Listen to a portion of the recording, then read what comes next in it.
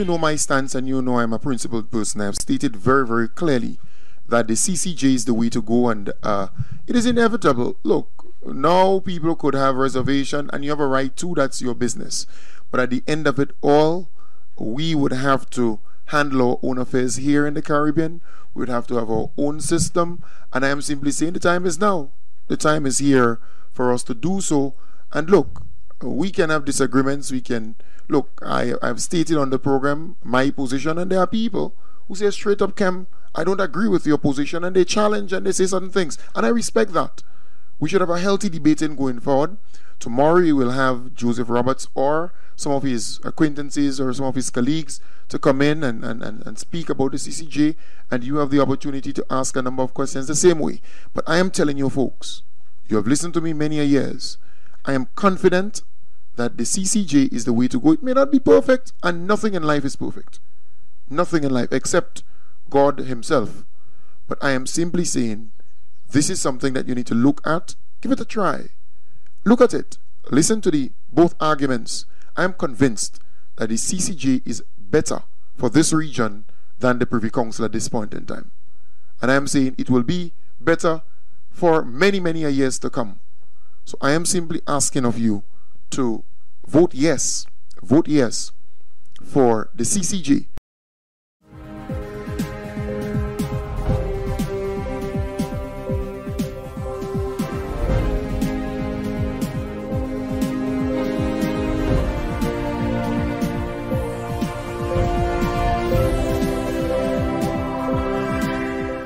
Prime Minister receives international recognition as Caribbean Finance Minister of the Year, while Dr. Timothy Antwine has been recognized as the Central Bank Governor of the Year for the Caribbean.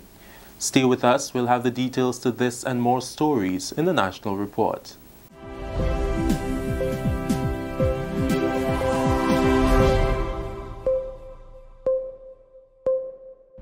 With the details to the news from Monday, October 15th, 2018, I'm Delroy Louison. Prime Minister and Minister for Finance, Dr. the Right Honorable Keith Mitchell, has received international recognition as Finance Minister of the Year for the Caribbean. The award from Global Markets was presented as part of activities during the just concluded annual meetings of the World Bank and International Monetary Fund in Bali, Indonesia. In a letter to the Prime Minister announcing his selection for the award, the chairman of the Global Markets Editorial Committee said, quote, Grenada's economic progress under your stewardship in the past half-decade has been highly impressive, but for the country to have continued to improve its fiscal position and GDP growth since the IMF program was successfully completed in 2017 was of particular note to economists and analysts. The turnaround story involving rapid debt reduction, better administration of revenues, and fiscal surpluses, among other achievements, has owed much to your leadership, unquote. Prime Minister Mitchell said he is elated and humbled to receive this award and dedicated it to all of Grenada, Carriacou, and Petite Martinique. This is a very significant honor for our country as a whole. So I'm humbled by the receipt of this award on behalf of the country, and to make it very clear that I see this as an award for the entire people of Grenada, Carriacou, and Petite Martinique. Without their support with the government's initiative and making the sacrifices that were necessary in 2013 when we initiated the Structural Adjustment Program, we would not have had the award today, which clearly is based on the performance of the country as a whole.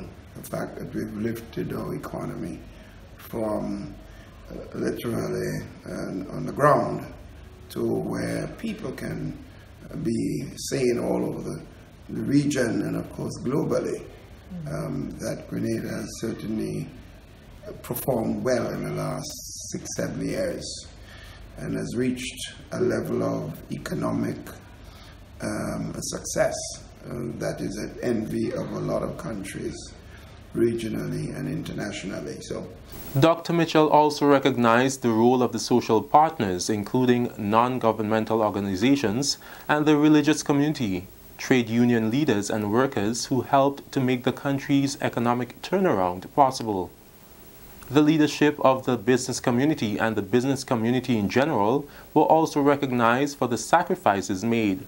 The leadership of the religious community, all sectors of the religious community, who supported this entire process, and the NGO community, non-governmental community, for their support, and clearly also the leadership of the government team, the cabinet members, who had to sell a difficult initiative in a time when people were already hurting. Just after we won the election in 2013, they have demonstrated a sense of character and leadership, which was absolutely necessary in supporting and going forward. And clearly also the leadership of and staff of the Ministry of Finance, because without their support, the present governor of the central bank, Timmy Antwine, who was then the PS at the Ministry of Finance when we started it, and in the process of the work, Mike Sylvester, who is now attached to the IMF, took over when Timmy Antwine left, and the performance of the government continued. And Ophelia Wells Cornwall also in the present leadership of the Ministry of Finance, and the entire team at the Ministry of Finance, who have in fact made tremendous sacrifices in providing the level of work and advice to the minister and the cabinet in ensuring that we could reach where we are today. So I think it's a win for everybody, and I hope and pray that this is a clear demonstration to all concerned, all Grenadians, Caribbean, PD Martinicans, and of course the rest of the region, that when we make sacrifices, the results and the benefits will flow to the countries as a whole. Dr. Mitchell was one of the 2018 awardees featured in a special edition of the Global Markets newspaper published over the weekend. Meanwhile, former Permanent Secretary in the Ministry of Finance, Timothy Antwine, who Dr. Mitchell highlighted as one of the persons instrumental in Grenada's economic turnaround and with whom the award must be shared, was himself a 2018 Global Markets Award recipient. Dr. Antwine, who is now Governor of the Eastern Caribbean Central Bank, was recognized as the Central Bank Governor of the Year for the Caribbean. Dr. Mitchell has congratulated Dr. Antwine, noting that he continues to demonstrate an admirable level of professional excellence. The National Democratic Congress is not and has never been opposed to the CCJ. In fact, previous administrations led by the NDC have done lots of work to push forward the work of the CCJ. Acting leader of the National Democratic Congress, Joseph Andel, as he announced his party's position on the referendum process as Grenada moves to have the Caribbean Court of Justice replace the Privy Council as its final court of appeal on November 6th. This announcement was made at one of the CCJ Advisory Committee's public awareness meetings recently held at the Westerhall Secondary School. Andel says his political organization believes that the process of referendum can provide for a new brand of politics in Grenada. We recognize that in Grenada we face several issues, but we are also cognizant of the fact that it is left up to the sitting administration to set the legislative agenda and to determine what are the priorities. So although as a political party we may have approached things differently in terms of what we prioritize at this moment, we cannot usurp the authority of the government, and we recognize that they are the ones in charge. Guest speaker, Dominica's Prime Minister, the Honorable Roosevelt Skerrit, applauded the NDC for supporting the government throughout this referendum process. I am happy to see that both the governing party and the party in opposition are in unison on this issue. There may be issues of process, which is understood and can be engaged, But I believe the fundamental point is that there is an appreciation that it must be done and it should be done. This is a national report. We'll be back with more news after the break. The house was shaking. Then started the story here, bang, crack, and the roof had gone. Man, I was so scared, I nearly wet myself. Only those who have lived it can truly understand the devastating fury of a hurricane's wind. The house across the road just get up and roll over. Hurricane force wind. It's a hazard. Hazards. Take control. Reduce your loss. You can hurricane-proof your home. For example, make your roof more wind-resistant by using screws instead of nails in its construction. Find out more about hurricane force winds and other hazards at your local disaster office. A message from the National Disaster Management Agency and SEDERA. Welcome back. Farmers and fisherfolk call for more value-added service within the agricultural sector. The call was made during the Ministry of Finance's 2018-2019 series of budget consultations. The financial team has given each sector a voice and an opportunity to make recommendations to government, which may be included in the 2019 budget to be presented by Finance Minister and Prime Minister Dr. Keith Mitchell on Wednesday, November 21st. Mrs. Ophelia Wells Cornwall, Acting Permanent Secretary in the Ministry of Finance, says government continues to invest heavily in agriculture. She highlighted recent investments and plans to invest more in the sector. We believe that, and we would like to hear from you, and this is just our own view on it, looking at it from a very small point of view, not being practitioners in the field, but that irrigation systems and shade house, greenhouse, and some of those technologies, it would be important for government to leverage and invest in some of those technologies for the farming community. And when you hear the presentation on the Climate Smart Agriculture Project, it's an investment that government would have made by way of a loan, and the intention is to have a closer relationship with the farming community, particularly with irrigation and some of those systems. For years, farmers and fisherfolk have been clamoring for a larger allocation of the budget to get more done to revive the sector, which was devastated by Hurricane Ivan in 2004. The concerns of farmers and fisherfolk were mainly more opportunities, adding value to what already exists, pest management and insurance. We need to begin to not only send away fish, but we need to add value to fish. I could see us making fish sausage, fish salami. I could see smoked fish and things as a sort. Really add value to fish and, as they say, and get money from it. Government, instead of spending money in other areas, gave a controlled subvention to farmers so that farmers will be able to do the things that is necessary to grow their farms. For budgetary propositions for an agricultural bank. An agricultural bank where farmers could go to get loans at concessionary rates. 1%, 1.5%, 2%. I am a farmer, I'm a businessman. If government has something on offer, thank you very much, I will take it, but I am not interested in handouts. I am interested in having a situation where I could access financing to build my business. With that story, we end the National Report for Monday, 15th October 2018. Now recapping the main story in the news, Prime Minister receives international recognition as Caribbean Finance Minister of the Year, while Dr. Timothy Antwine has been recognized as the Central Bank Governor of the Year for the Caribbean. On behalf of the news team here at the Government Information Service, I'm Delroy Louison. Pleasant viewing.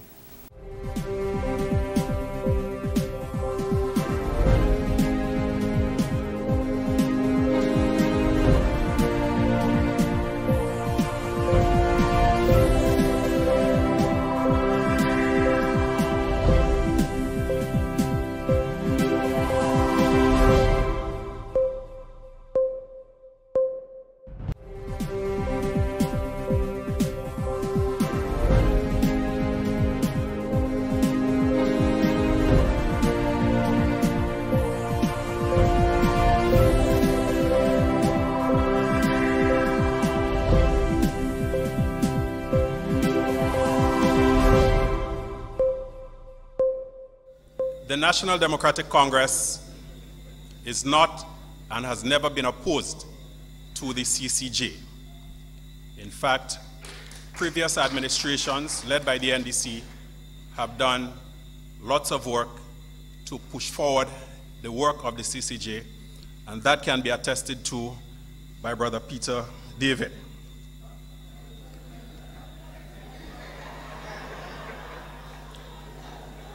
The CCJ is another step towards the achievement of Caribbean unity. And in the NDC, we know that eventually, one way or the other, the CCJ in its appellate jurisdiction will become a reality, not only in Grenada, but throughout the Caribbean. We speak here of access to the CCJ. We also speak to affordability of the CCJ, because the CCJ has taken a decision to have matters heard in our respective countries. So if a matter, there are 5 matters in Grenada, they'll come to Grenada to hear the matters. So you don't have to pay any tickets to go.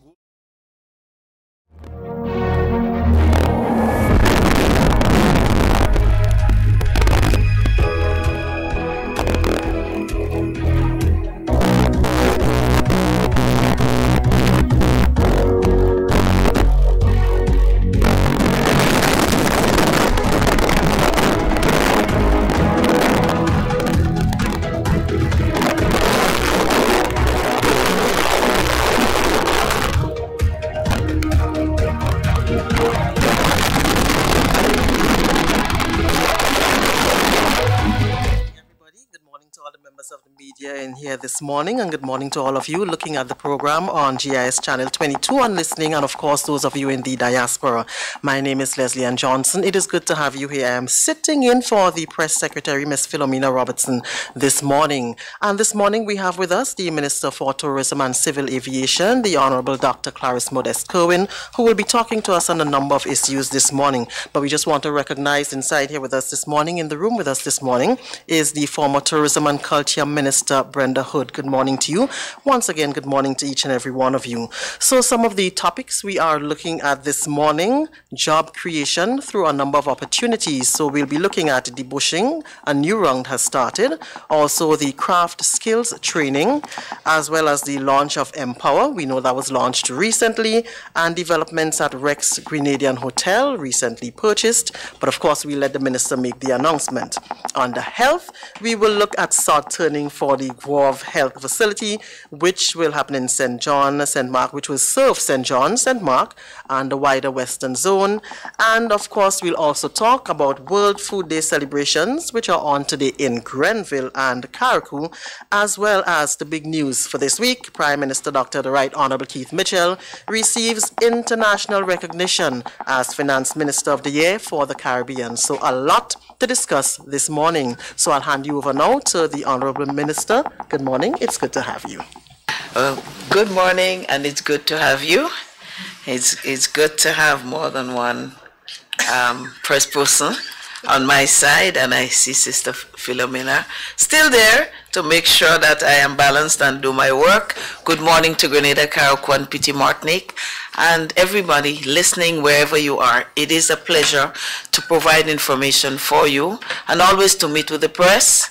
I hope they don't press me with too many troubling questions, but I am here to do my best to provide information and also to provide answers wherever it is necessary.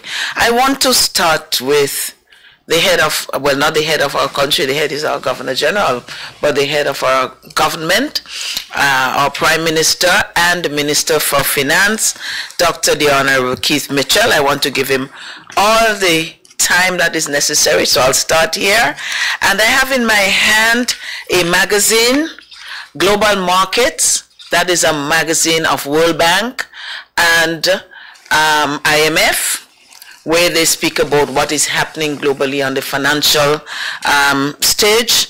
And our Prime Minister features in this magazine, and he was not just chosen within the Caribbean, but it is a global recognition.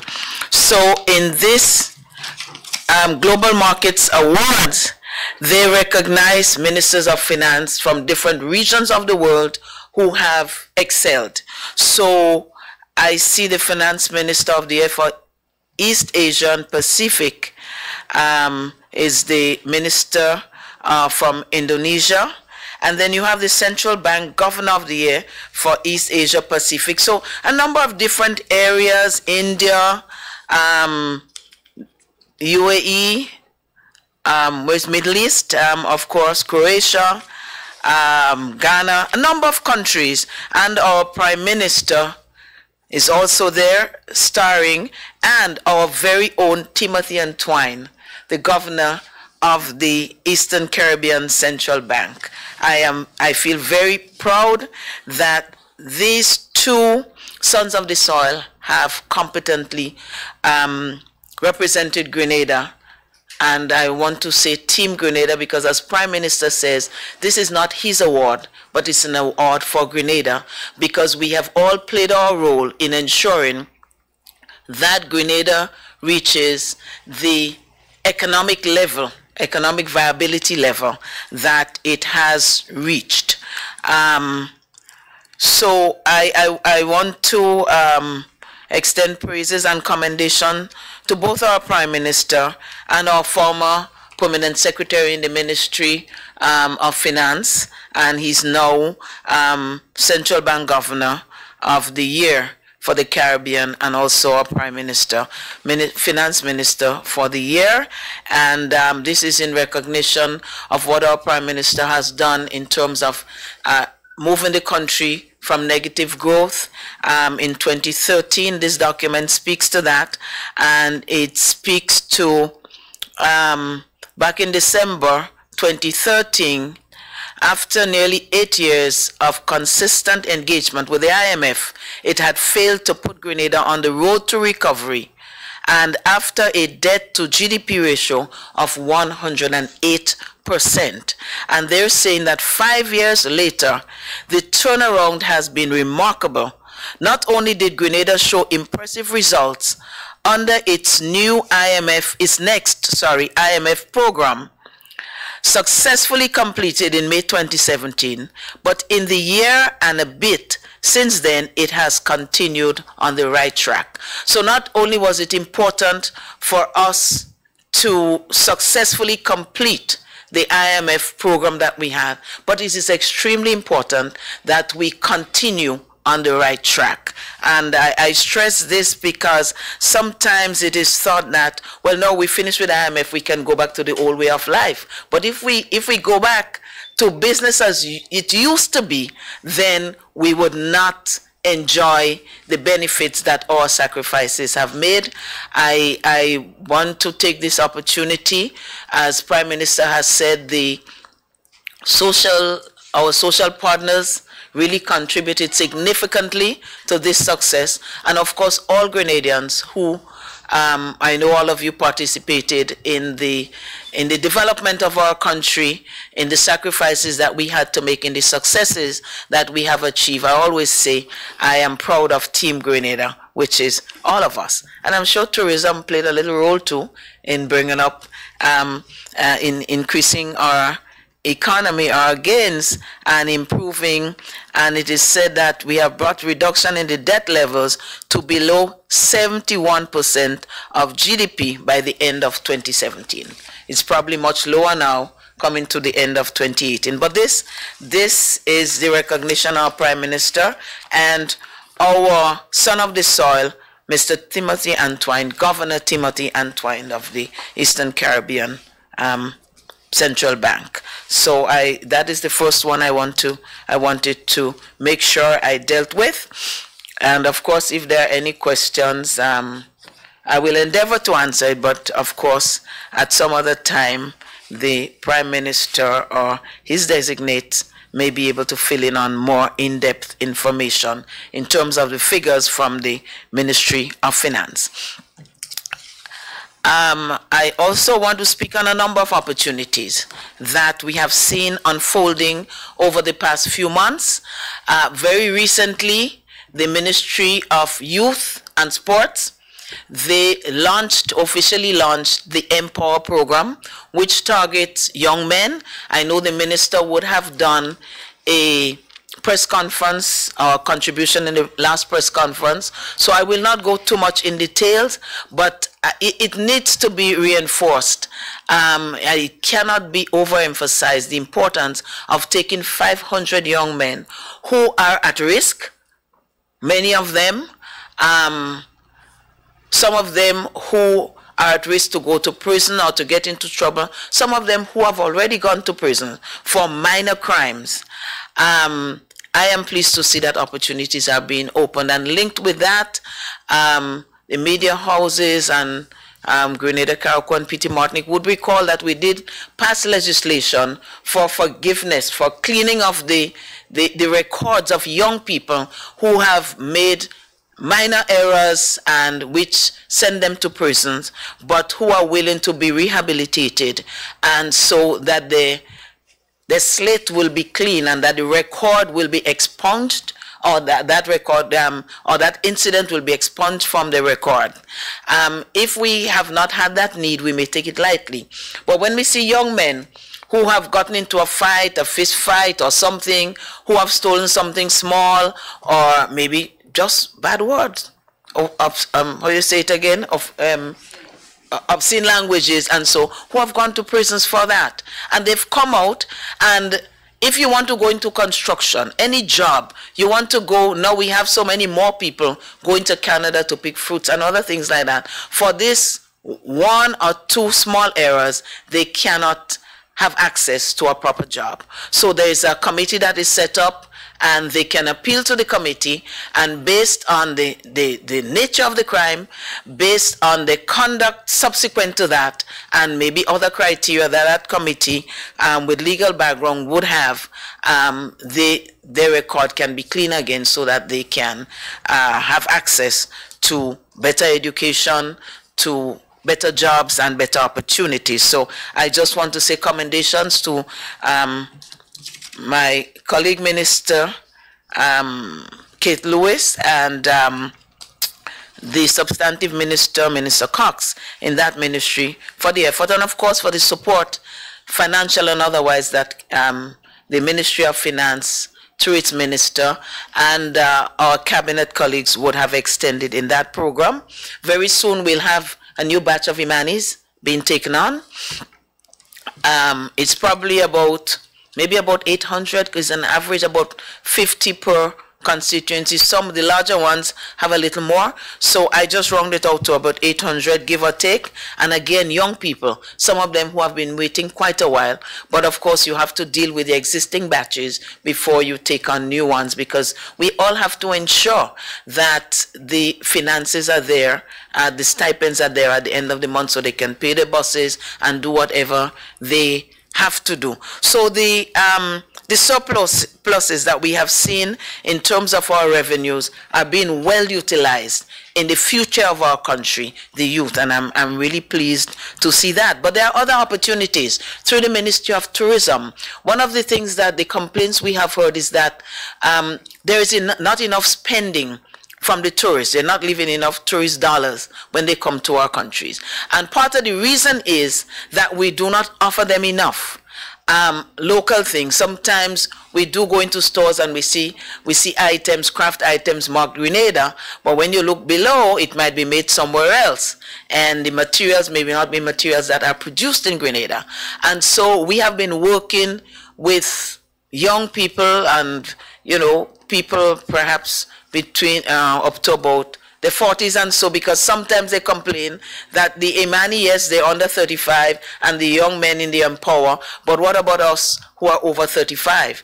And we have been cognizant of that shortcoming. So we've been working to find a number of things. And I'm sure the Minister for Education will have much more to say when her turn comes. So I wouldn't say too much. But we are looking at a number of initiatives to engage, to train people, make them employable so that they can all find some revenue source to improve on the quality of life. So the training in craft, one has already started. We're doing tie-dye and batik, and you can know a number of things, items with this skill. You can make bags, you can make clothing, you can make cushions, and all of them bring in a tidy income if the quality is good. And the training is good quality training, so we expect that the results would be just as good.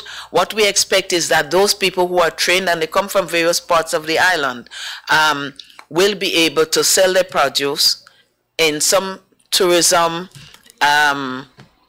attraction site island-wide, and could be in St. George's, but I know, for example, the representative for St. Patrick's East, she was telling me, Sister Pamela Moses, I can't wait to have them come in Bathway and Livera and sell their goods. We're going to be opening Mongazo soon. Somebody will be running it. We expect, I understand, I haven't been, but my team have been there, and it's a really lovely site with some rainforest and some trails, and the people from St. David's, where Mongazo is located, will also be able to sell the produce. St. Andrews and a number of lovely places, Granite Tang, etc., etc. They will be able to sell something island-wide. Also, the Cubans are well known for their abilities in craft. If you have been there and you've been to the markets, you know that there's a wide array of products that are made, usually from local stuff. So we engage them, and we have two here on island. They're going to be doing, one is going to be doing straw work, and you'd be amazed at the variety of straw. I'm sorry we didn't take some of the photos of what they do to bring there. But over the times, as the training is done, I hope that the media will assist us in, promoting what we're doing. And one is doing wooden craft. A variety, again, of number. It could be figurines, could be things like bowls and spoons and a number of things. And it's, the range is to be admired, but also the finish is one of the things that we have sought to do, and they will be doing that. When we're done with that, we'll look at some other product, natural product that we have in Grenada, a few more, to see what more we can, what discussions we can have with the Cuban people and elsewhere, to see how they're trained. With the straw work and the woodwork, we're going to be training new persons into the craft, but we also going to have training for persons who are already in the craft but need a little more training to maybe increase the range of products or the quality, the finish of the products. So there'll be two categories of persons that are going to be trained, and the training is approximately for 2 months. We'll assess at the end of the 2 months, and we'll see whether we need more, but there are going to be quite a number of hours put into that that training. So we expect at the end of 2 months we'll be able to see some good finished products that within this tourism season on the market for sale. I know many of you would have heard about the Sunwing and the purchasing of the Rex facility, Rex Hotel with facility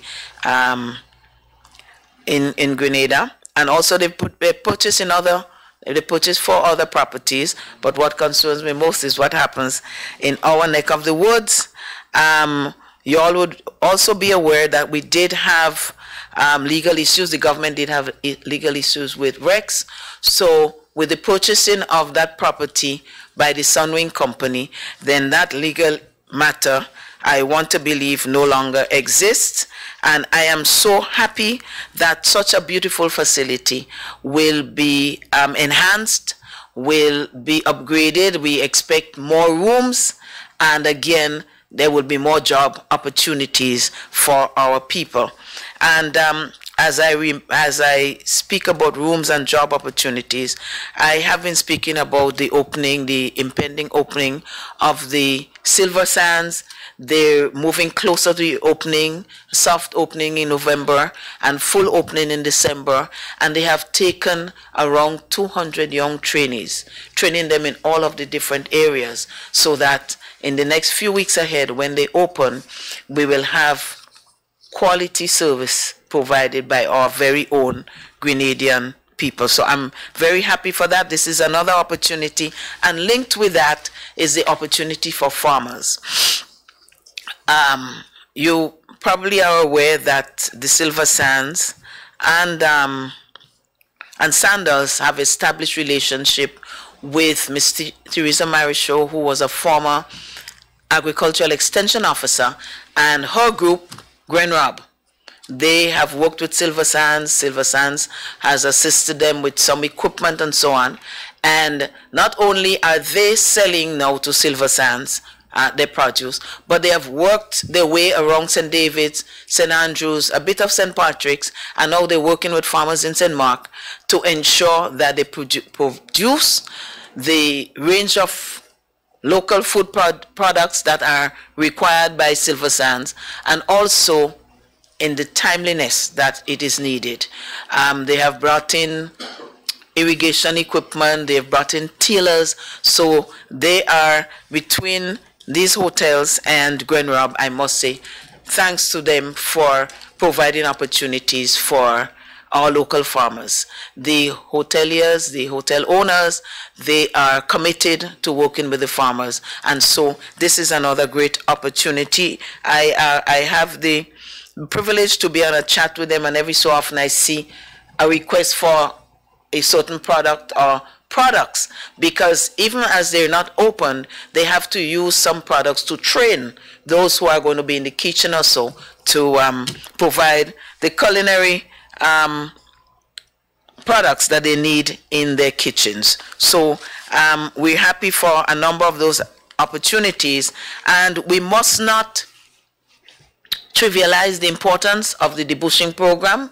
Some people look at it as unimportant, as nothing, but a number of unemployed, unskilled people depend on that to make a living, albeit periodically, but when it comes, it does stop a hole, as the local people say. And I have some information on it.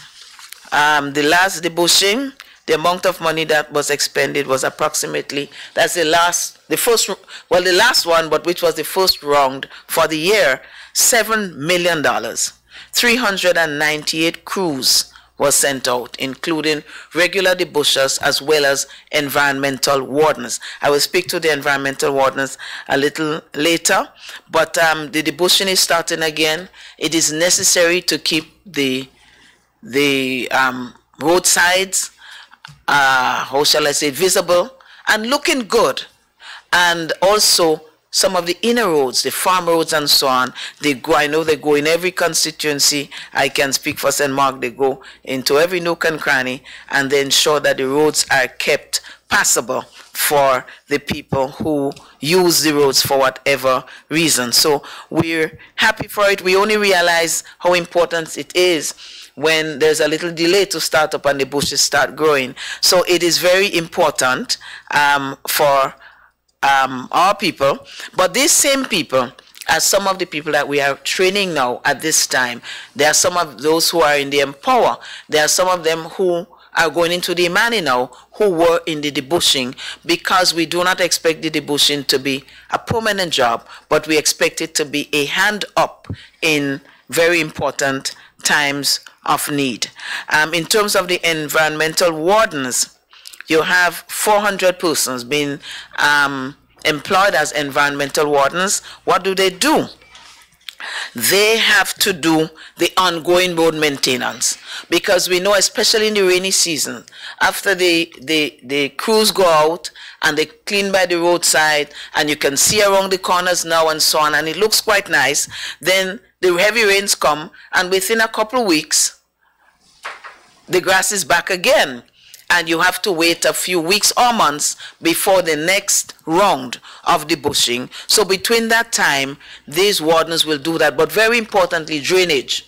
They are required to open drains where you have blockages and so on, and we need that year-round maintenance. So they will be providing year-round maintenance. Sometimes vehicles pass on the road with whatever aggregates or materials, sand, gravels, and they spill on the roads and they leave it like that, which could be a hazard for other users of the road. Now, in the first case, vehicles, the drivers are not supposed to let that happen, because you're only supposed to put a limited amount in the truck that it can hold, and also put a covering of it so that depending on how you go up the hill or around the corner, it does not spill.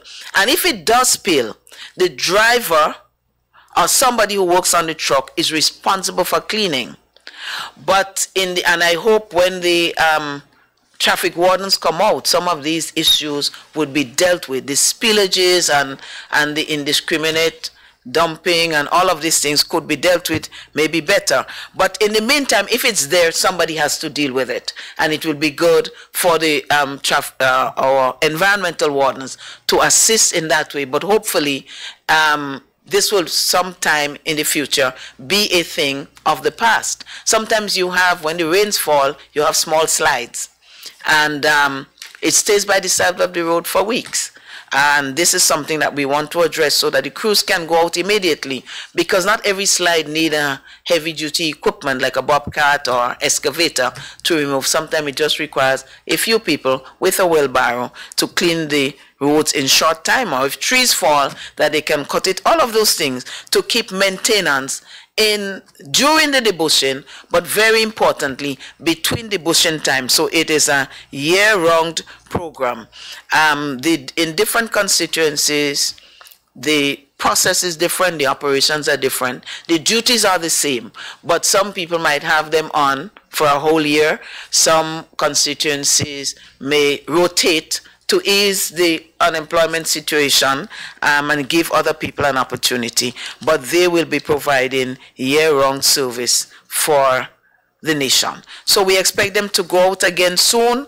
And when you really think about it, the one round that was missed, I think we are going to catch up, because our numbers are significant and the break between is much shorter, and it will take people very much into the Christmas season.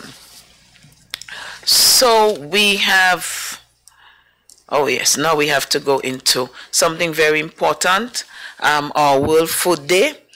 World Food Day will be celebrated today, 16th of October, and it is celebrated under the theme, Our Actions Are Our Future. A zero hunger world by 2030 is possible. I think it speaks for itself. In Grenada, we celebrate, like all other countries, all countries over the world. And today, and that came from the minister, today we have a big exhibition and award ceremony in Grenville, St. Andrews on Seaton Brown Street. And of course, there'll be different presentations by different people, including the minister, and this is in a collaborative effort of FAO and the Ministry of Agriculture. And World Food Day brings to focus the Sustainable Development Goal number 2, which speaks of ending hunger, achieving food security, improving nutrition, and promoting sustainable agriculture.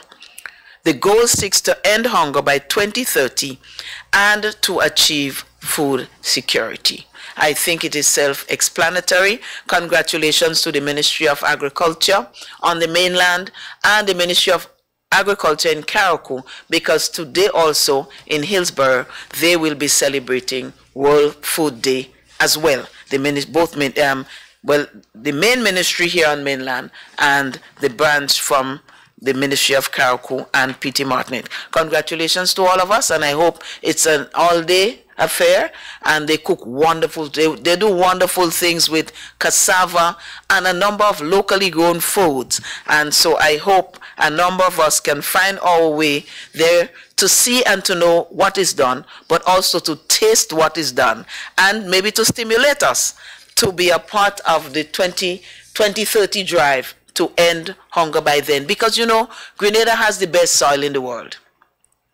Grenada, as small as we are, we still have a lot of idle lands.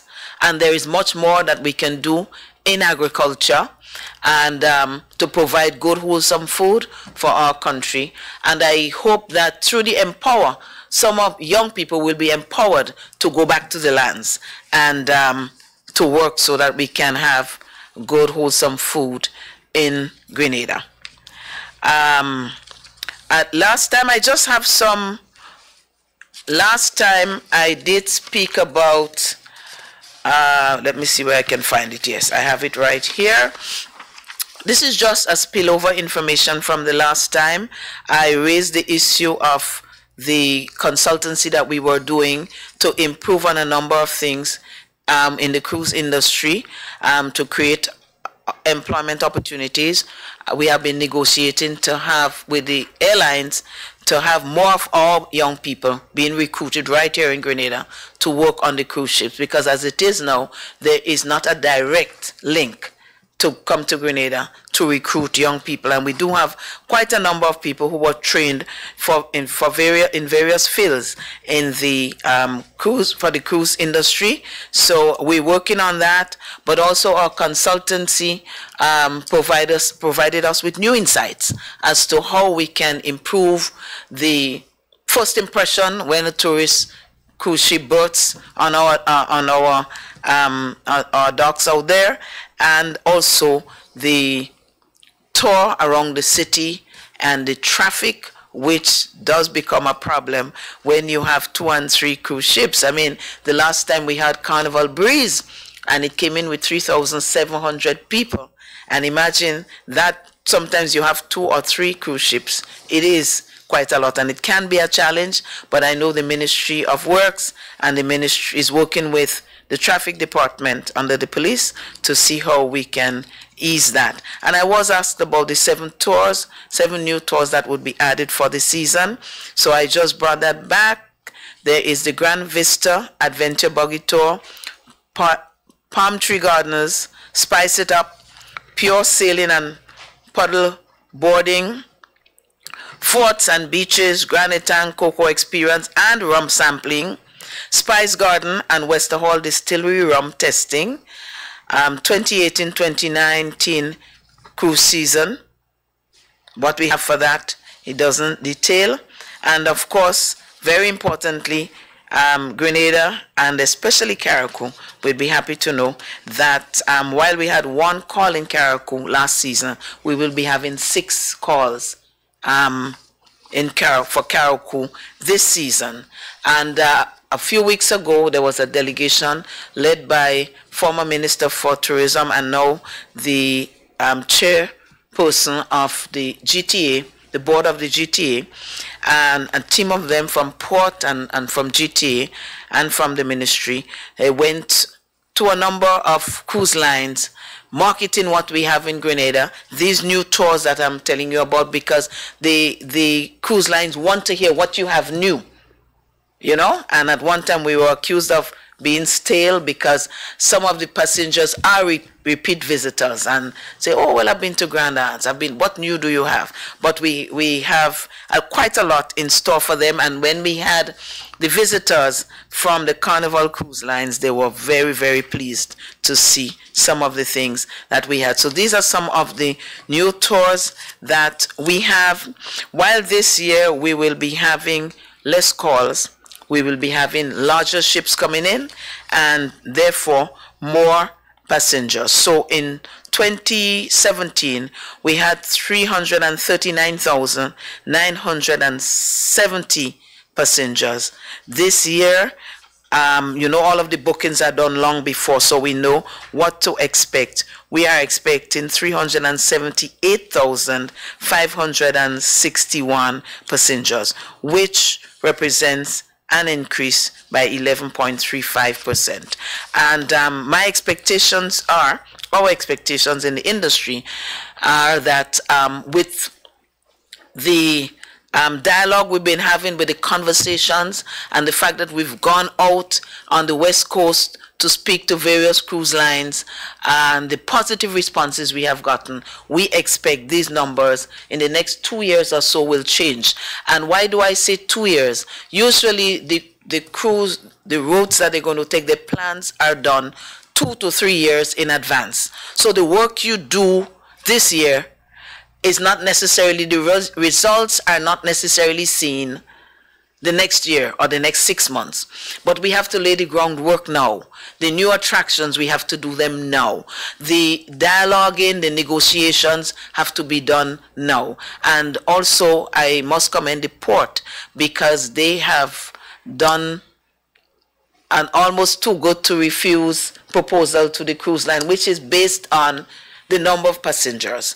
And so while I do not have all of the figures in my head, but they give a percentage of the passenger head tax based on the number of passengers you bring. So more passengers you bring, more you get, discounts you get for bringing in. And I think we have been looking at that for a while, but I think this time they really made an impressive offer, and we're looking forward for good results in that regard.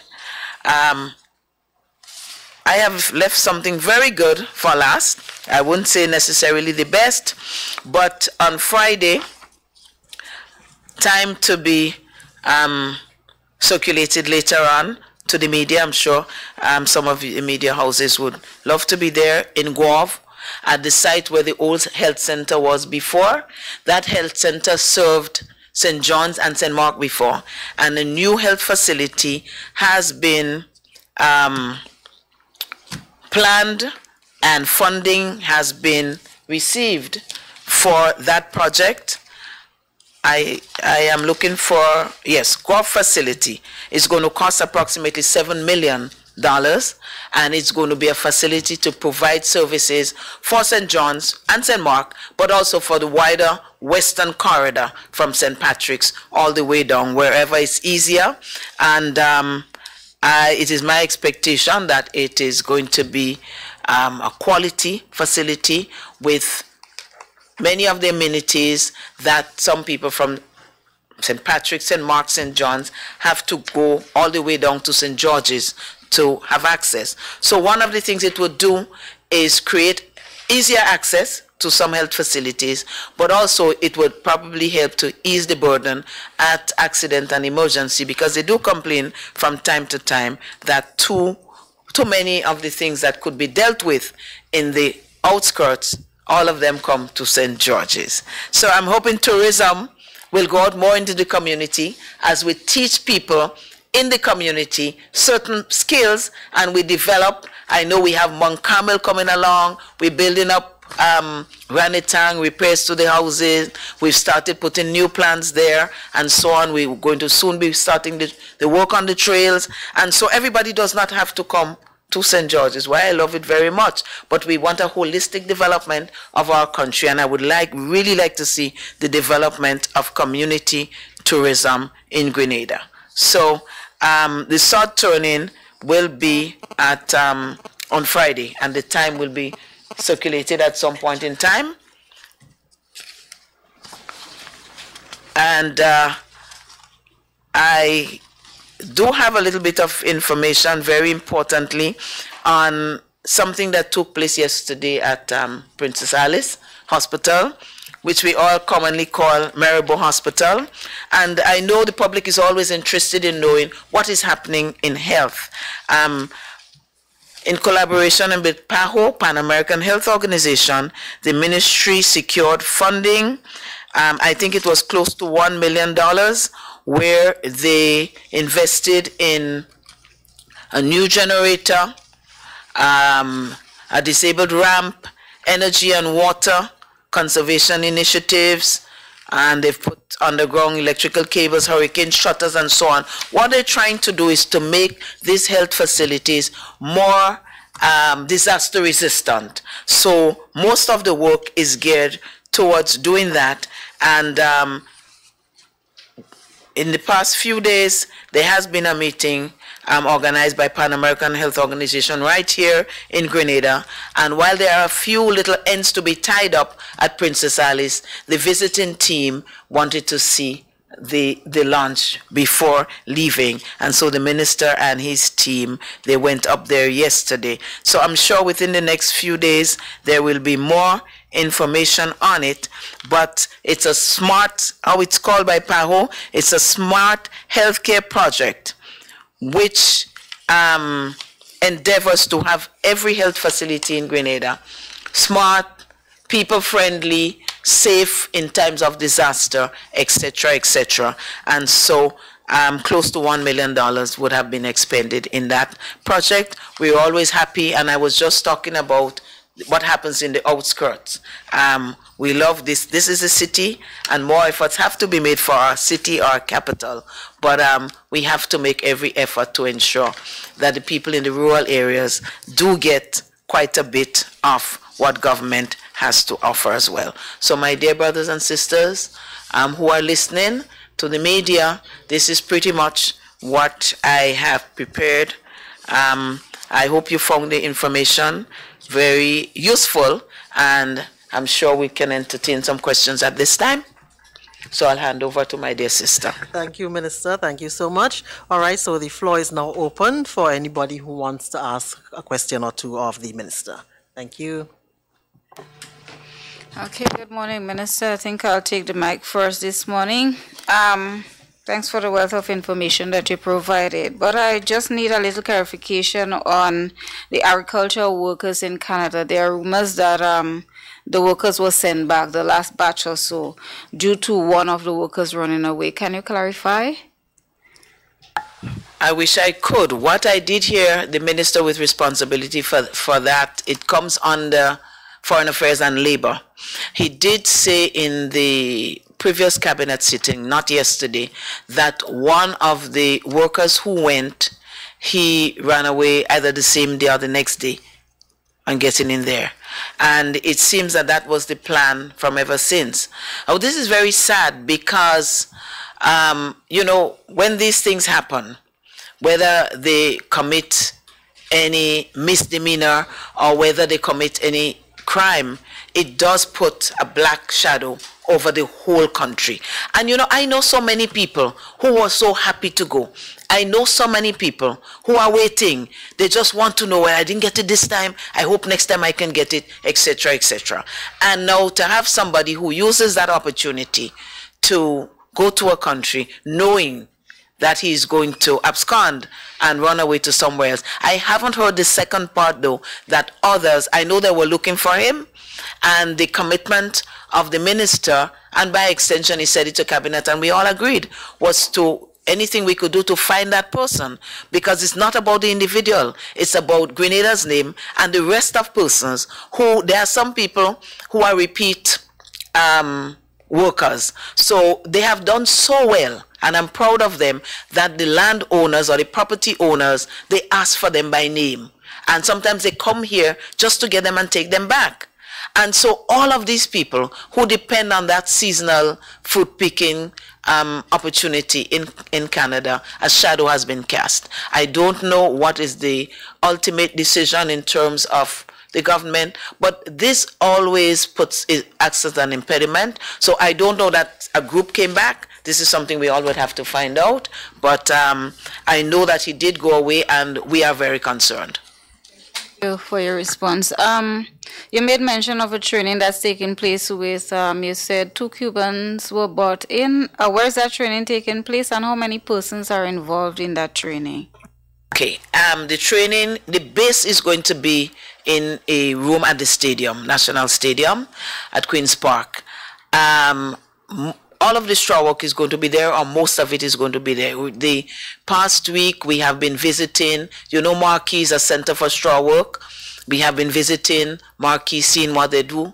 But of course, we are well aware, as we expected, the that this gentleman does, you know, is far beyond what is being done. The quality is very good, and I applaud them for that. And but they are interested in learning some more. We are working with them on it. So that's persons who already have the skills. The straw work will start on Wednesday, God willing, at the stadium. That is easier to set up because it's primarily your hands and a scissor or a knife. The other one, the woodcraft, is a little bit more of a challenge. So the past week, they came in last Sunday. The past week has been used visiting different government institutions where you have woodwork centers, and they have decided to start in St. Mark Secondary. It's well equipped with modern equipment, and they're happy for that. However, we're looking at the logistics because you couldn't do it in the stadium. You need equipment. We tried National College. They didn't have a lot of equipment, but also the timing. They do have persons doing SBAs and all of these things. Couldn't work. We are still looking for a place on the eastern side, somewhere St. David's, St. Andrews. So like people from St. Andrews and St. David's, because St. Mark, to go to St. Mark from that side could pose a challenge. Although when we have to do it from St. Mark, St. Patrick, St. John's, we do it. We go wherever the training is. But we want to make it easy for people so that, you know, they're not discouraged, because the quality of work is excellent. Only this morning, somebody was telling me they saw some photos and they're blown away by it. So, and we're finalizing now, the final group numbers, because every 1 or 2 days you get an additional name. But the aim is perhaps to teach about 30 persons in the woodcraft, and maybe as much between 20 and 30 in the straw work as well. But they'll be doing, the persons will either do one or the other. There won't be opportunities to do both. So as it is now, our venue, our base will be Queen's Park Stadium, but St. Mark's Secondary will be used for woodwork, and we're looking at somewhere in St. Andrews so that people will go whichever side they think easier. I'm told that SAS has some equipment, but the time frames, because we are at an awkward time, I didn't realize that, where a number of them are, for the SBAs, they use the woodwork centers a lot, those who are doing the woodwork and so on. So it is proven to be a challenge, but we're working on it. They're quite willing to work. And by the end of the week, I think these issues will be sorted out. Okay, just to ask on that note, the materials that would be used would be local material? Yes. Okay. Because local straw. When we went up to Marquee, we went to visit the local people who do the straws, and we've talked to them. We have purchased some already, and they're going to be providing us with the local straw. The wood also, we're working with forestry. We look at blue maho, and a number of different kinds of hardwood that would, you know, stand up to the test of time. So it's all local materials. Okay, I hope I'm not taking too much from the others who might have questions to ask, but I'm still interested in knowing that when these, say, goods are being produced, would it be only on the local market, or would you find avenues where these persons can export, because depending on sale, they're looking for $1? Yeah, well, and that is a good thing about CSME. You know, this CVQ and CSME is not something we should trivialize. If we train our people well, which I expect, because we brought the experts to train them, and if they learn well and they stick to it, because sometimes people want to see the money immediately, and sometimes with skills it takes a little while, we would also have to teach them how to market your goods. But I think it's as open an avenue, not just for local market, but to send anywhere. Good old CSME, it is an important association. I will say no more on CSME, but I leave it as a thought for us to take further in our heads. Good morning, Minister. Karima Lois, the New Today newspaper. First off, let me tell you I'm loving that hair on your head. I have a couple questions in relation to the sale of wrecks. Can you share some information in terms of the purchase agreement, some details on that, probably when it took place, how much it was sold for? Yeah, I'll stick with that one first. Okay, you asked me the hardest, most impossible question, but let me tell you. No, the arrangement is between the owners of Rex and the purchasers who are Sunwing. We are not privy to this information. What I was sent was a release, a press release, to say that Sunwing had purchased, and that was confirmed by persons who are involved with Sunwing. But the details of how much and so on, I am not privy to. What interested me more, though, is to know what brand we're getting, how many rooms we're getting, and I called someone that I knew was involved with Sunwing, and they have assured me that the owner, the senior person, will be coming into Grenada within the next week so that we can discuss. So I've researched the brands. I know they have 3 brands, the Royalton, Mustique, and the Starfish. And I'm told, I think this is the Starfish, that is the better brand. Better in terms of, you know, star rating then. So we're looking for that star rating because it provides, the higher the star, it provides more jobs, and it gives you maybe a smaller number of people, but it gives you more money spending as well. And in a small island like ours, we have to look at, I saw an article the other day and it triggered, well, it reminded me, it didn't trigger, it was something that I was aware of all the time, that we do at some point in time have to know what is our minimum. We have to determine what's the best route for us. And while we would like everybody to come and visit our beautiful island, there are challenges when a lot of people come. So we have to look at the optimal number, and so we're going to be talking to them about those brands and which one we'd like to see. I can't say they will take what we say because it's a private purchase, but we're willing to work with them, and they be coming to meet with the Prime Minister and Minister for Finance and myself. I just got a note, it's not the Starfish that's the best one, it's the Royalton. So, I know someone who went to the Royalton in St. Lucia, and they were in high praise. So I hope we can get a hotel which people are in high praise of. So that's all I can say. The Royalton, that would be the trading name? Royalton Hotel. And you would not be able to tell me when exactly the purchase took place? No, I don't have it. To be honest with you, I think the communique I got did say, but honestly, as Minister for Tourism, I started thinking about other things. But it was confirmed. I just wanted it to be confirmed. I was relieved that the legal matter would be put to rest for us so we can move on to other things. But very importantly, I don't know if you've been to Rex. I guess all of you would have been there. It's a beautiful spot, and it was underutilized.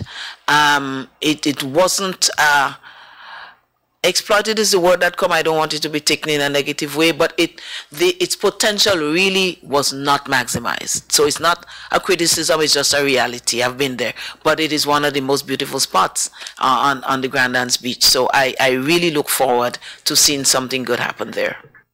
Okay, in relation to the legal matter, you said that, well, in your opening remarks, you said that it no longer exists. Is it that government and Rex came to an amicable solution? Well, let me back up a little bit and say that is my interpretation. I haven't asked the legal people, so they might prove me wrong. But I'm just looking at logic. Our matter in the court was that government wasn't satisfied that that location was being used to its maximum. There have been quality hotels that have been asking for that property. And so it was not government against Rex, it was government looking for the best solution or the best management of that property. The matter went to court and it has been delayed for years there. You wait for months for it. After a trial is done, you wait for months for a judgment to be handed down. And, you know, some things keep coming to my mind. I don't want to talk about it here, but we just wish for more swift trial and more swift judgment.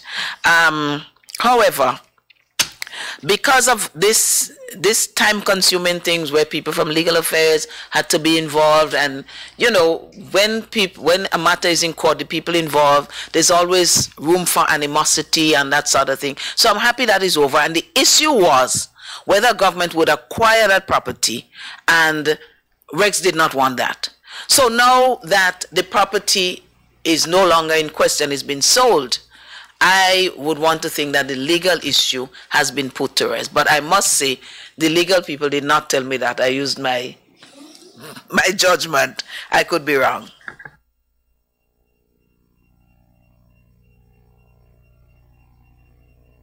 I have one more question for you that I wish perhaps you can give a light to. What are the longer term plans for making Grenada like a trekking or hiking destination?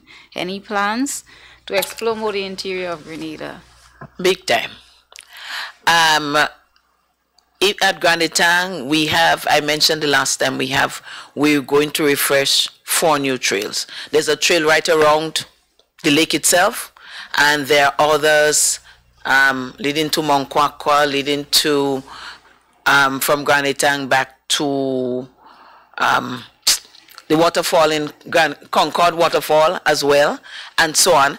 And so we're doing 4 of that anytime now. The monies have been allocated, and the technical people are working with forestry just to ensure that it happens. Because we realize that there's a trending, it has been for a while now, for adventure trails. And so if we do not satisfy that, then there's a certain category of adventure seekers that we will not be able to attract. So this is one of the things that we're doing. I, for myself, I'm working with a team of people now to start opening the trail to Tufton Hall, because that is a little bit of a challenge. And also the trails to our Highs Peak, Catherine, which you can access from St. Mark and also from some area in St. Andrews. We're working on training tour guides so that they can train them. I do have a concern, a major concern, in terms of the environmental preservation, because even now, while you have a significant number, it's still a small population that goes trekking up Catherine, but what they leave behind, the footprints they leave, is very bad. So we have to get onto a program to educate people on that. We perhaps have to find some means how to help them avoid the littering and the dumping, and that is one of my concerns. We must deal with that, because these are pristine mountain areas that do offer some type of exhilaration for the people who get there. And if you go and you see plastics and tins and all sorts of things, it really does detract from the excitement. So in this season, there will be a few more trails that visitors and locals alike. That's what I like about it. Grenadians climb Mount St. Catherine, Grenadians go up Tufton Hall, and so these trails we're doing is not just for visitors, but we do it well for locals, and the visitors will enjoy it even more. Minister, I need an update if you can provide for us. Recently, there was a delegation here from one of the cruise lines, the CEO and a delegation, because they want to bring more cruises to Grenada, you know, we being as far south as we are, and you had mentioned that there must be some give and take. Is there any update you can provide for us on that? Well, I might have I alluded to that earlier. The team that went to the West Coast, about 3 different cruise lines that they met with and headed by our very capable and competent, well-known in the industry, Sister Brenda Hood. That is what they went to discuss. There are a number of issues. One, they're asking for the duty-free shops and the casinos to be opened earlier.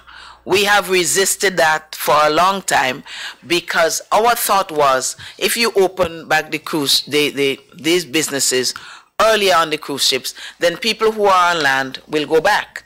What they're saying is, and what we have seen, is some people go and they circle the town and they go back. Some people just reach as far as the mall. They purchase something and they go back. So the people who really want to gamble, they wouldn't go and trek up Grandetang. That is reality.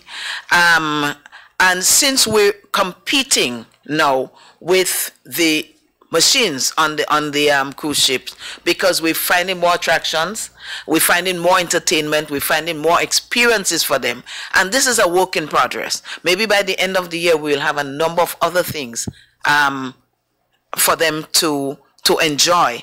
And our aim, working with people in the culinary arts field and so on, I know there are a few initiatives in that direction that we expect that will kind of keep them. But they're saying if you want us to come more, then they have held on to that demand. So it's something that they raised with the Prime Minister, and we're following up on it to see you know, how it's going to work out. But if they come in since early in the morning, then 3 o'clock in the afternoon, by then it's either you're somewhere being entertained or you're back on the ship. That's the reality. The other thing that we talked about is employment for young people. Because I know a group now, they're getting ready to go to St. Lucia to be interviewed by the cruise line people, the recruiting people. We want to see more Grenadians go. One of the hurdles was legislation that they've asked for in terms of how you settle disputes.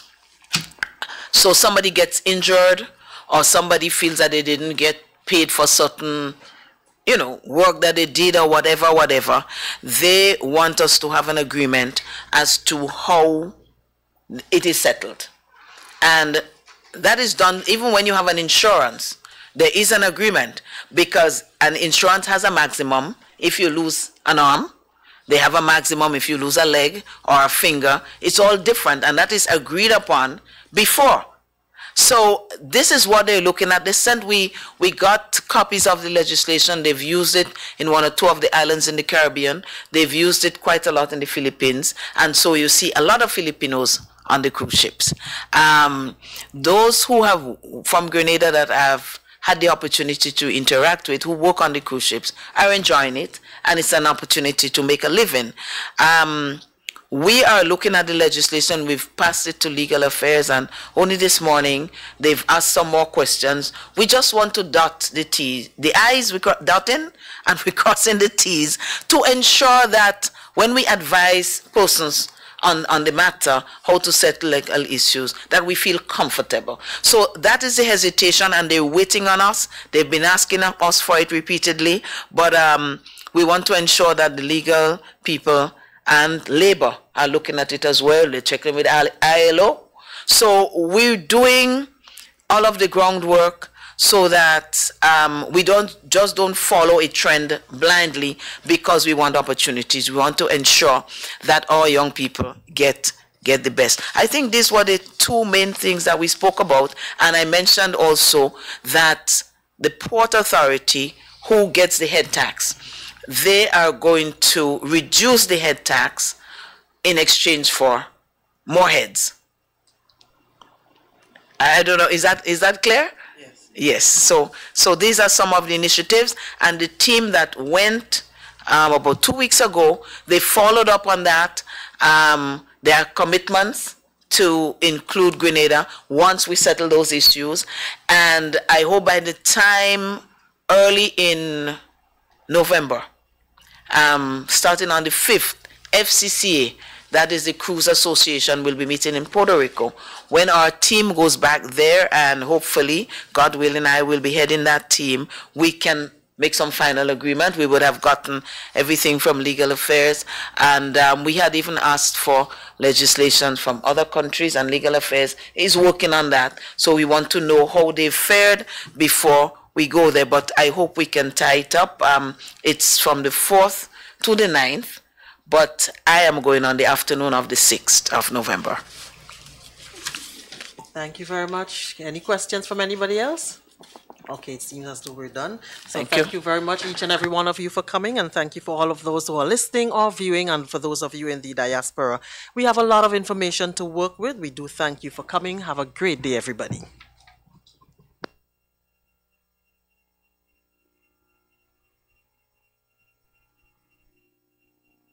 Joining the CCJ Appellate Division will allow ordinary folk right here in Grenada to see the work of the CCJ as an example which could uplift local judicial performance. Timely hearings, timely delivery of judgments, transparent and open proceedings. I'm telling you, all proceedings of the CCJ are live streamed. Every one of you can stay at home and see the court in operation, every case. And the cases that have already been heard, the video recordings are on the CCJ website, and you can access them and see the court at work.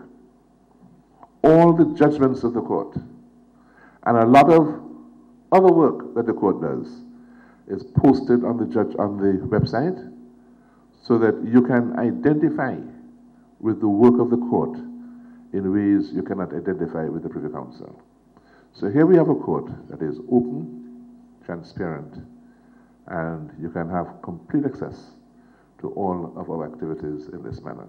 Joining the CCJ Appellate Division will allow Caribbean people to be on an equal footing with human beings all over the world, where justice is managed by each community and not outsourced to a foreign power.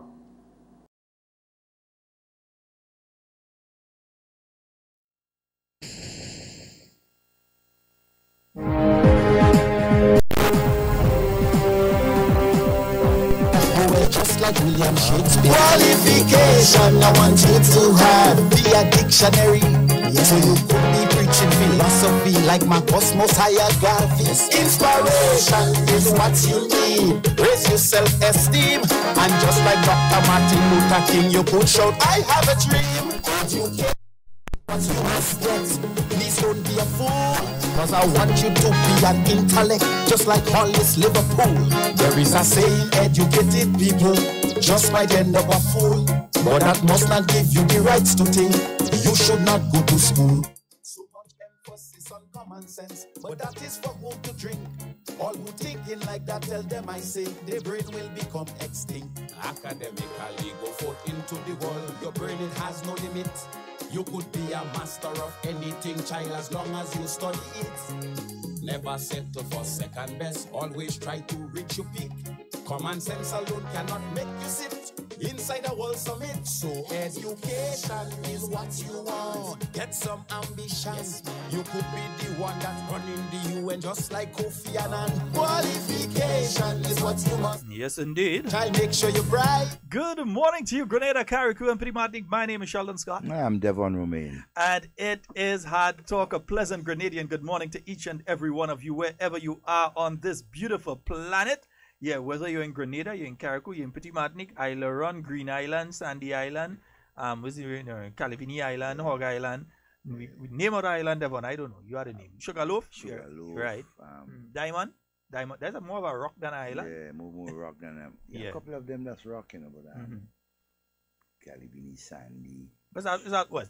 Whichever one you're on? Yeah. Yeah. And if you're in a boat out in the water, no problem. Yeah, big up. Yeah. Good morning. If you're on a plane about to land, good morning. Hard talk right there in your face. Yeah.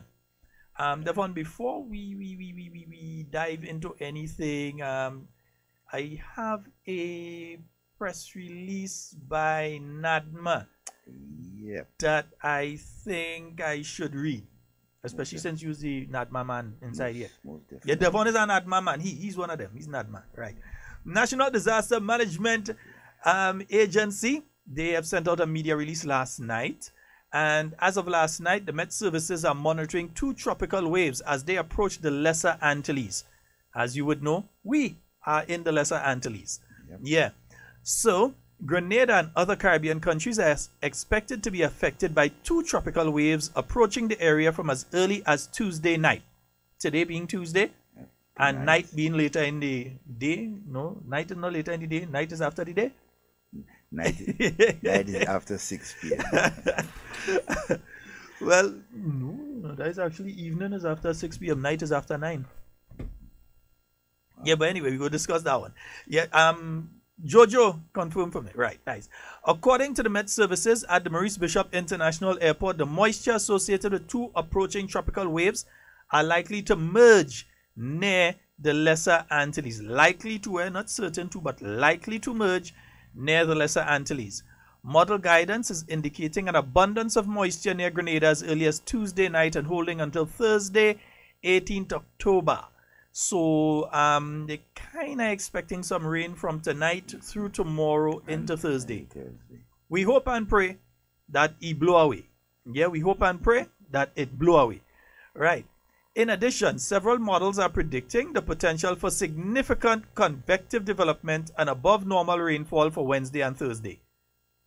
The Met Office continues to monitor the tropical waves as they approach the Lesser Antilles and will update accordingly. The National Disaster Management Agency encourages citizens to remain vigilant and take the necessary measures to remain safe. With the likelihood of above normal rainfall expected, flooding and landslides will be a concern. This is therefore an extremely good time to review your emergency plan with family members or co-workers.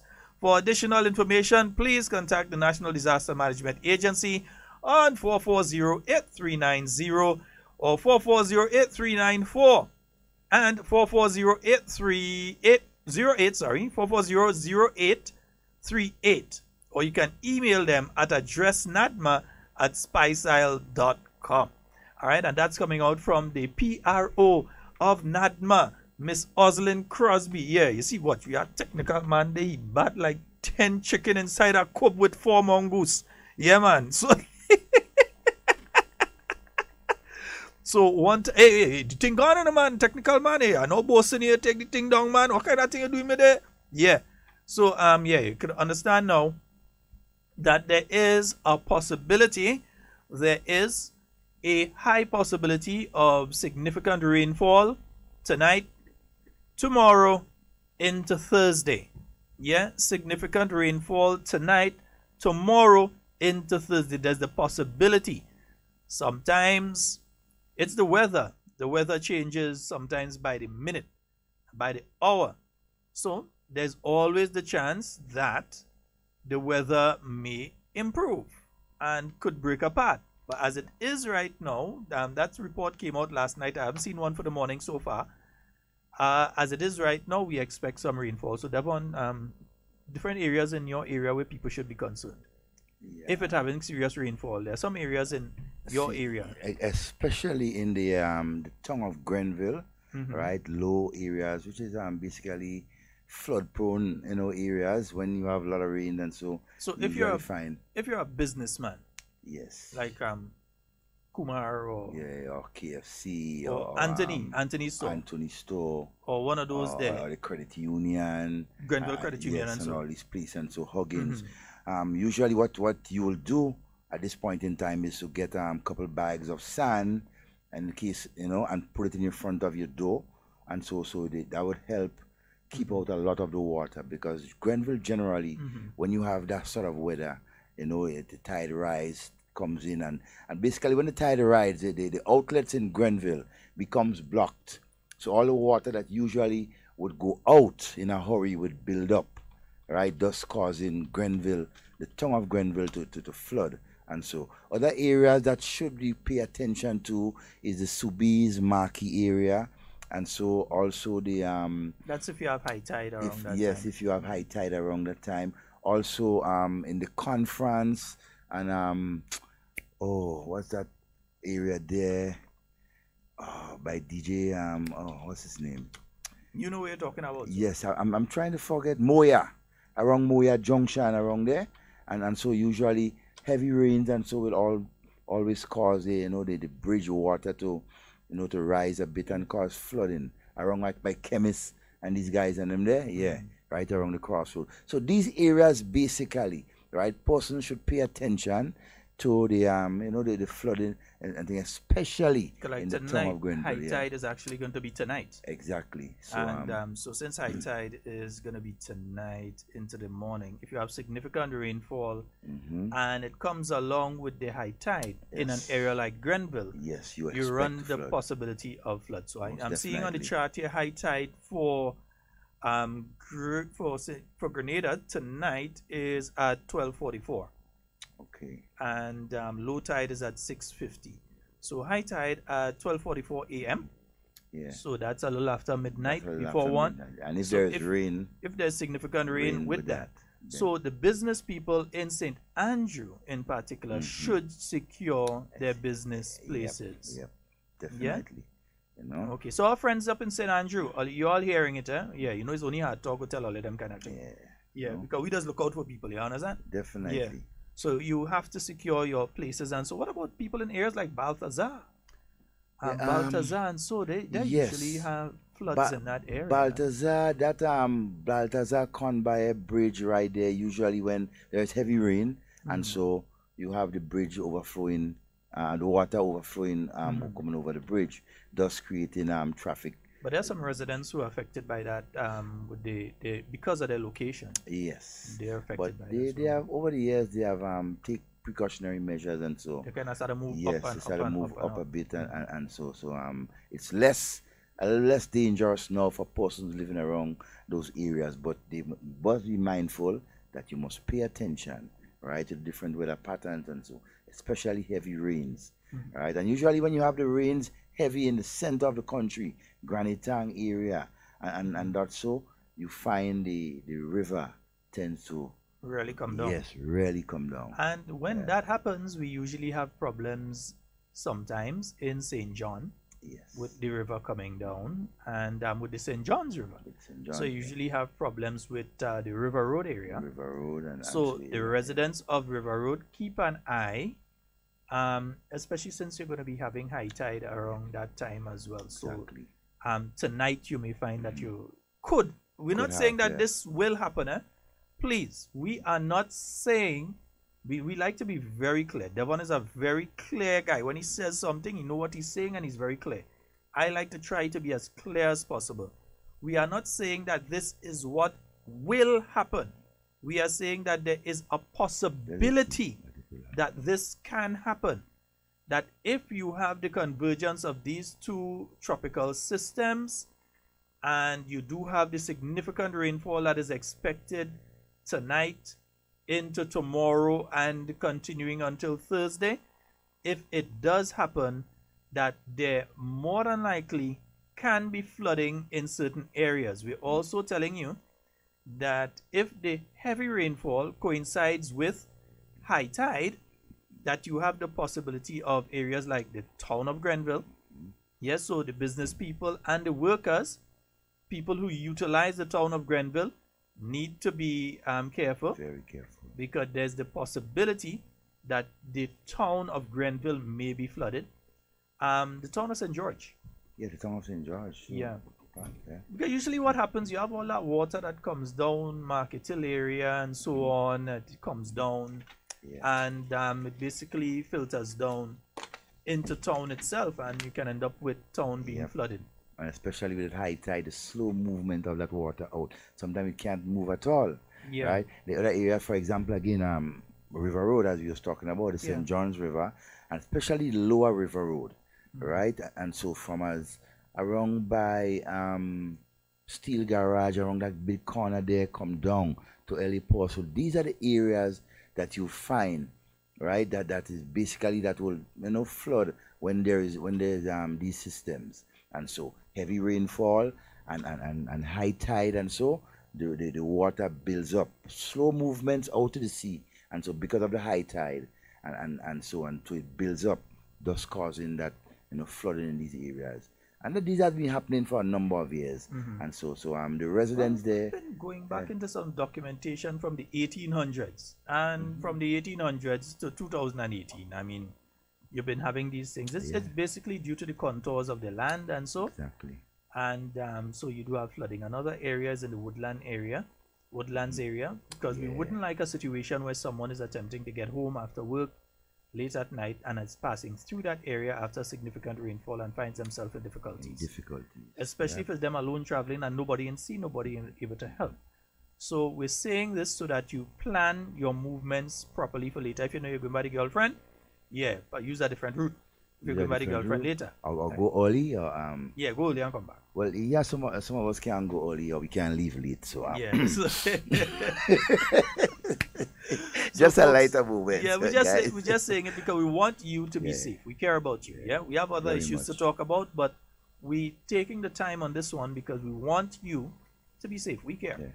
And also be mindful that the members of the Royal Grenada Police Force, together with NAGMA and some of the emergency units, will be out in case of things like that to assist persons, direct persons as to where to go, what not to do.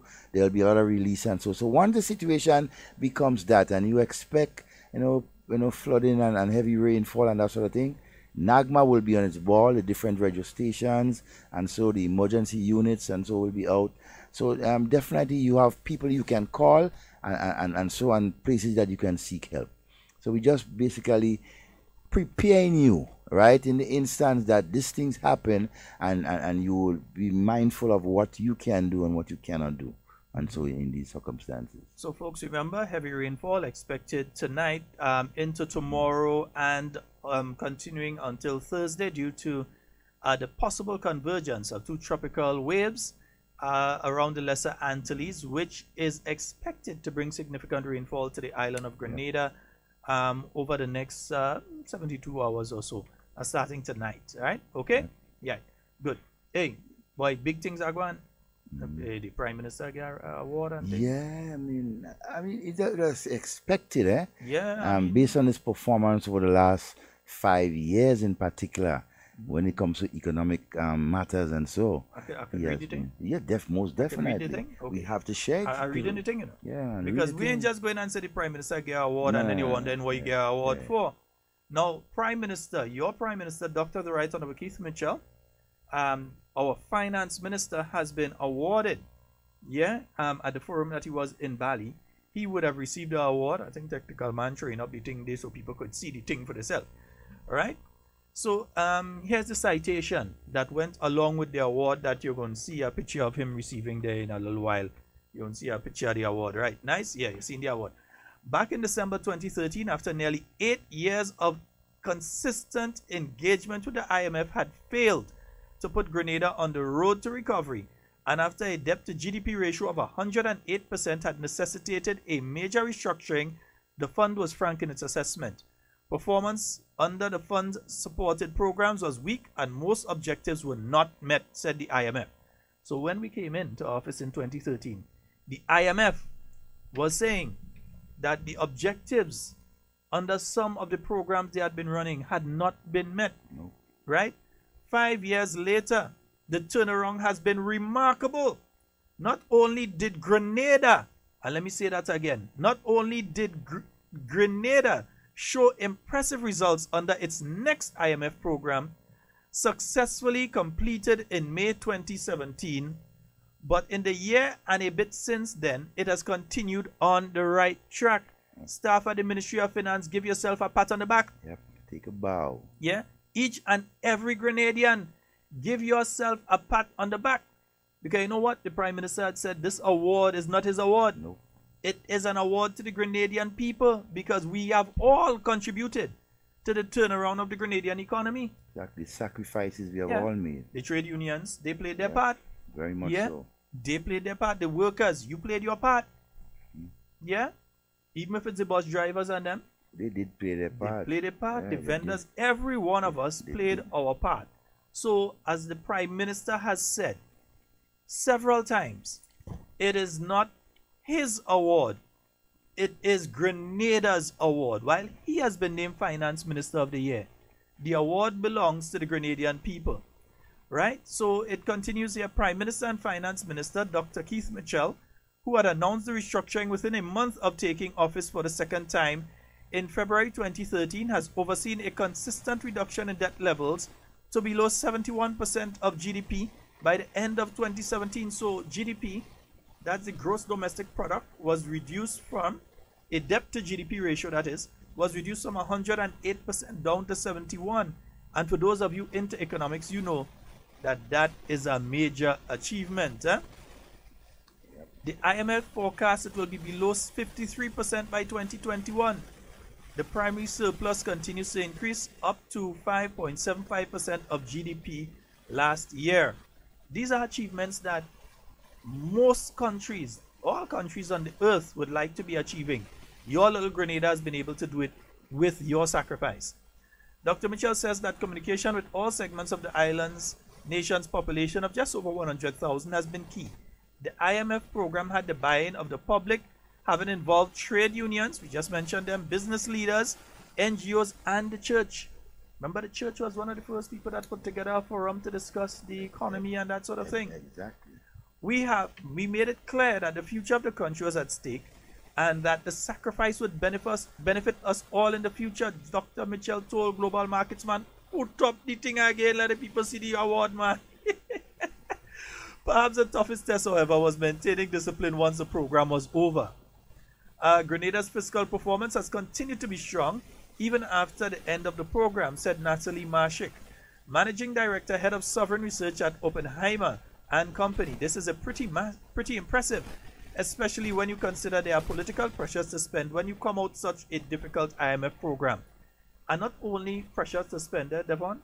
Remember, you came out the IMF program and then what you went into? We went into elections. And that point in time is when usually governments would say, boy, let me spend some money here, let me throw some money so, let me throw some money so. But Grenada maintained its fiscal discipline, and guess what? The results of the election was still overwhelmingly in favor of the ruling party. Of course, because the results was there. People were seeing where the government took Grenada from and where it was going. So they had the confidence. Yeah, they were seeing the tangibles. Yeah, we're not saying everybody's working on the island. We're not saying everybody has received everything they want. You will never have a country that everybody receive everything they want. But it is shared more equally. Yeah. Saudi Arabia and Bahrain and all these countries and them that have billions in reserves, they still have poverty in their countries. Oh, most definitely. They still have beggars and they still have different things in their country. So not every country, there's no country that gets everything that you want. But we are working towards ensuring that the vast majority of Grenadians benefit. Yeah? So a Fiscal Responsibility Act and a new Fiscal Responsibility Oversight Committee, which reports to Parliament rather than the executive branch. So the Fiscal Oversight Committee doesn't report to Cabinet. It reports to Parliament. Yeah? Are crucial. But Dr. Mitchell says that the key lies in ensuring people continue to understand that the rules implemented under the program are simply good policy and management. We were spending too much money on public service salaries instead of productive activities, he said. Striking the magic combination of strong GDP above expectations at 4.5% in 2017 alongside the belt tightening helps, especially because it is not just growth but job-related growth, according to the Prime Minister. So you're not just seeing growth, it's job-related growth. You look at Silver Sands and you realize that outside of the construction, people who are finishing up the work there right now, they have many Grenadians, young and not so young, who have been engaged by the facility and they're in training right now so that they can, when the facility opens, that these are the people that are going to be staffing that facility. Then yeah? What about the farmers who are impacted by that? In St. Mark, in St. Andrew, in St. David, even in St. George, St. Patrick.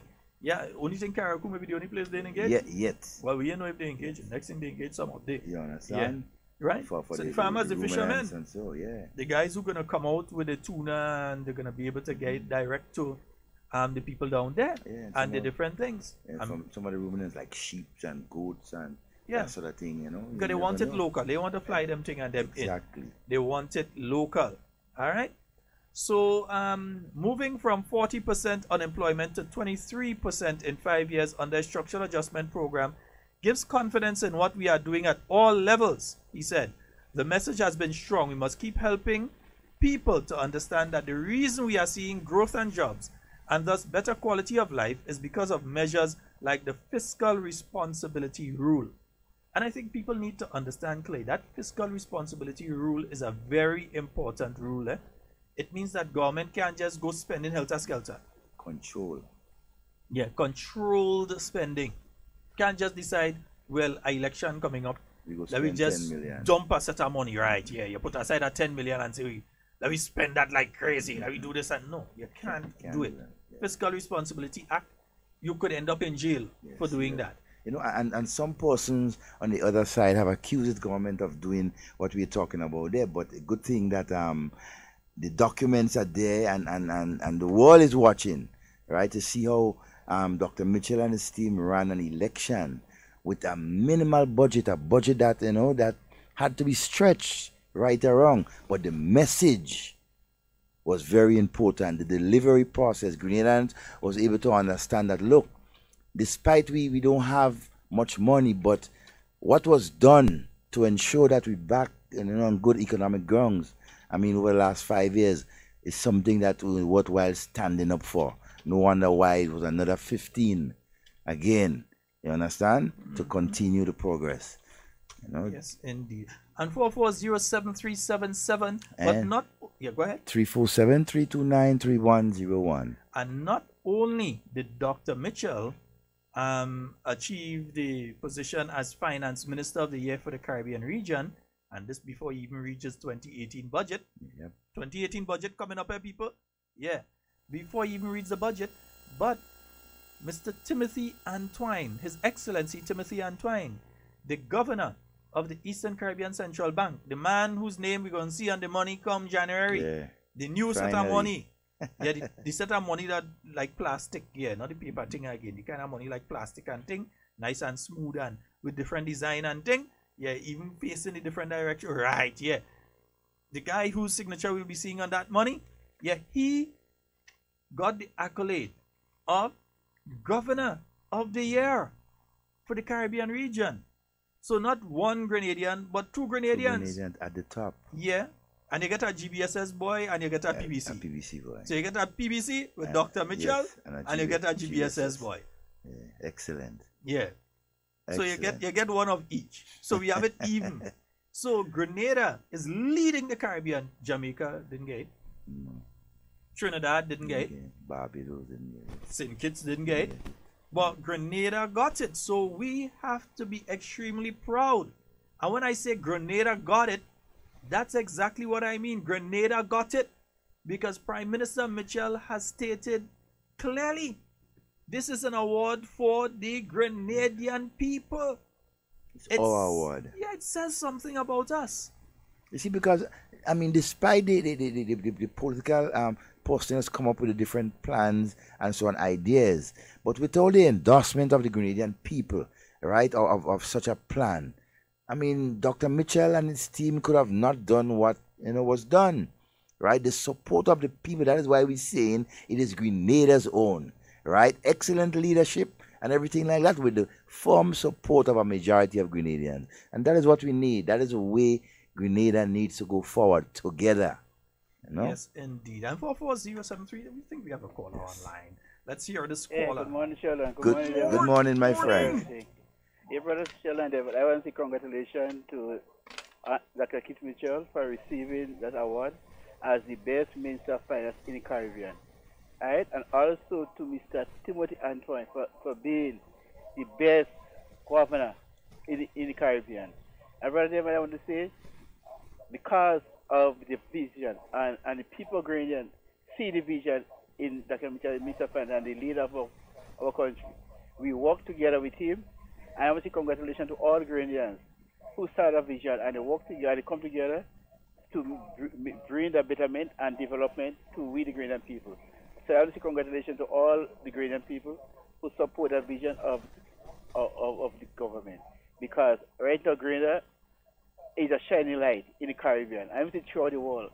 because all countries looking at what Grenada did, where we were from 2008 to 2013, before the election, where NMP won the election, and where we are now, right now, Grenada is a shining light. Wherever I go, Grenada name will call because of the vision that we, the leader of our country, has, and where we take our country with the unity and togetherness of the people of Grenada. So congratulations to the Grenadian people for standing firm with our government. Brother Devon, Sheldon, you all have a wonderful day. Thank you, my friend. All right. 4407377 and 347-329-3101. And we're saying good morning to the staff at Paddy's Enterprises. Yes. Good morning to all the members of staff of Paddy's Enterprise. Blocking all base and all kind of thing. Me and Devon into the channel. Not forgetting my good friend and family. If you call that name, you have to call all. Well, I know all. So give me the list. I don't take my phone. Phone, boy. You send me to the phone. Once you call that name, you have to call. Oh my God! You ain't calling no one name and get away. They are all wonderful people. They are all. You're not getting to call no one name and get away inside here. Once you call a name, you have to call all. Right. So you have to say Serrana, Richard, Carol, Corona, Doreen, Agnes, Dion, Sybil, Ramela, Delroy, Teron, Andrew, Sherlan, and Winston.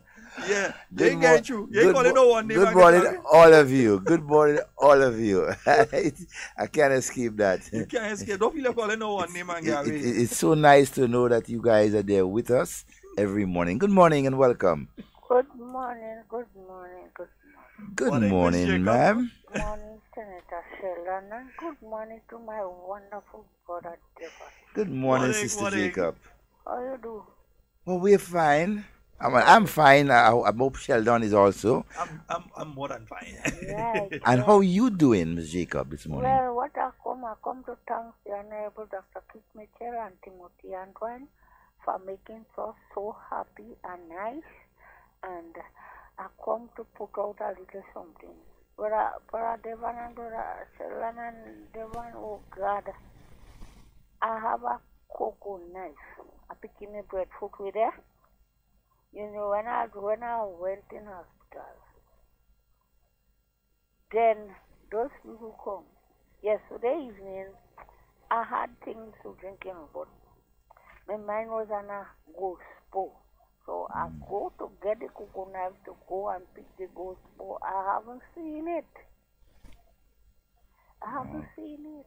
They take it. So they take it. Okay, so, Brother Sheldon and Brother Devon, I'm telling all you. And people tell me I mustn't say it. What I was saying. But no, if they tell you don't say it, you know better than to come and say it here. You know better than to come. If they tell you don't say it, you know you ain't calling her talk and say it. Yes, so I'm stopping you before you open your mouth and say. But let me tell you this, Miss Jacob. Well, hold on. Miss Jacob, let me tell you this. I know that you need to remain calm and you need to relax. That has happened. That is theft. So a report calmly should be made to the police that I had this item on my property and it is now gone without my permission. So Hans had to take it and move it. He ain't get up and walk on his own. So Hans had to get up and take it. So a report to the St. David police station should be made, and you should make a note of which officer you speak to and what time you speak to them, that this item has been taken. But in all of that, don't allow this to send you back where you was recently. Don't go and be frustrating yourself and, you know, relax. I want you to stay nice and relaxed. Don't let these things and them fret you. Because you know at the end of the day, you're going and leave it, you know. So careful. And you know what so when I want a breadfruit pick, I come in and call Brother Sheldon and Brother Devon to come and climb it. Definitely we go find that. But you know, the appeal I want to put out there. Oh, if I could climb to those, anyone who did that to Miss Jacob, who went into her property illegally, take her a knife or whatever else they took, please, we are begging you, return it for her, please. Yes, please. She need it, so do the good thing, do the right thing, and return it. Okay, I don't want to say that they steal it or they thief it. Who borrow it, bring it back. She need it. Okay? Okay. All right, Ms. Jacob. Well, have a wonderful and a blessed day. God bless you all and I love you. All right, Yes, Miss my dear, Jacob, we and love you stay- and you take care. Relax yourself, eh? Yeah. Nice, All my right. dear. Bye-bye. One love.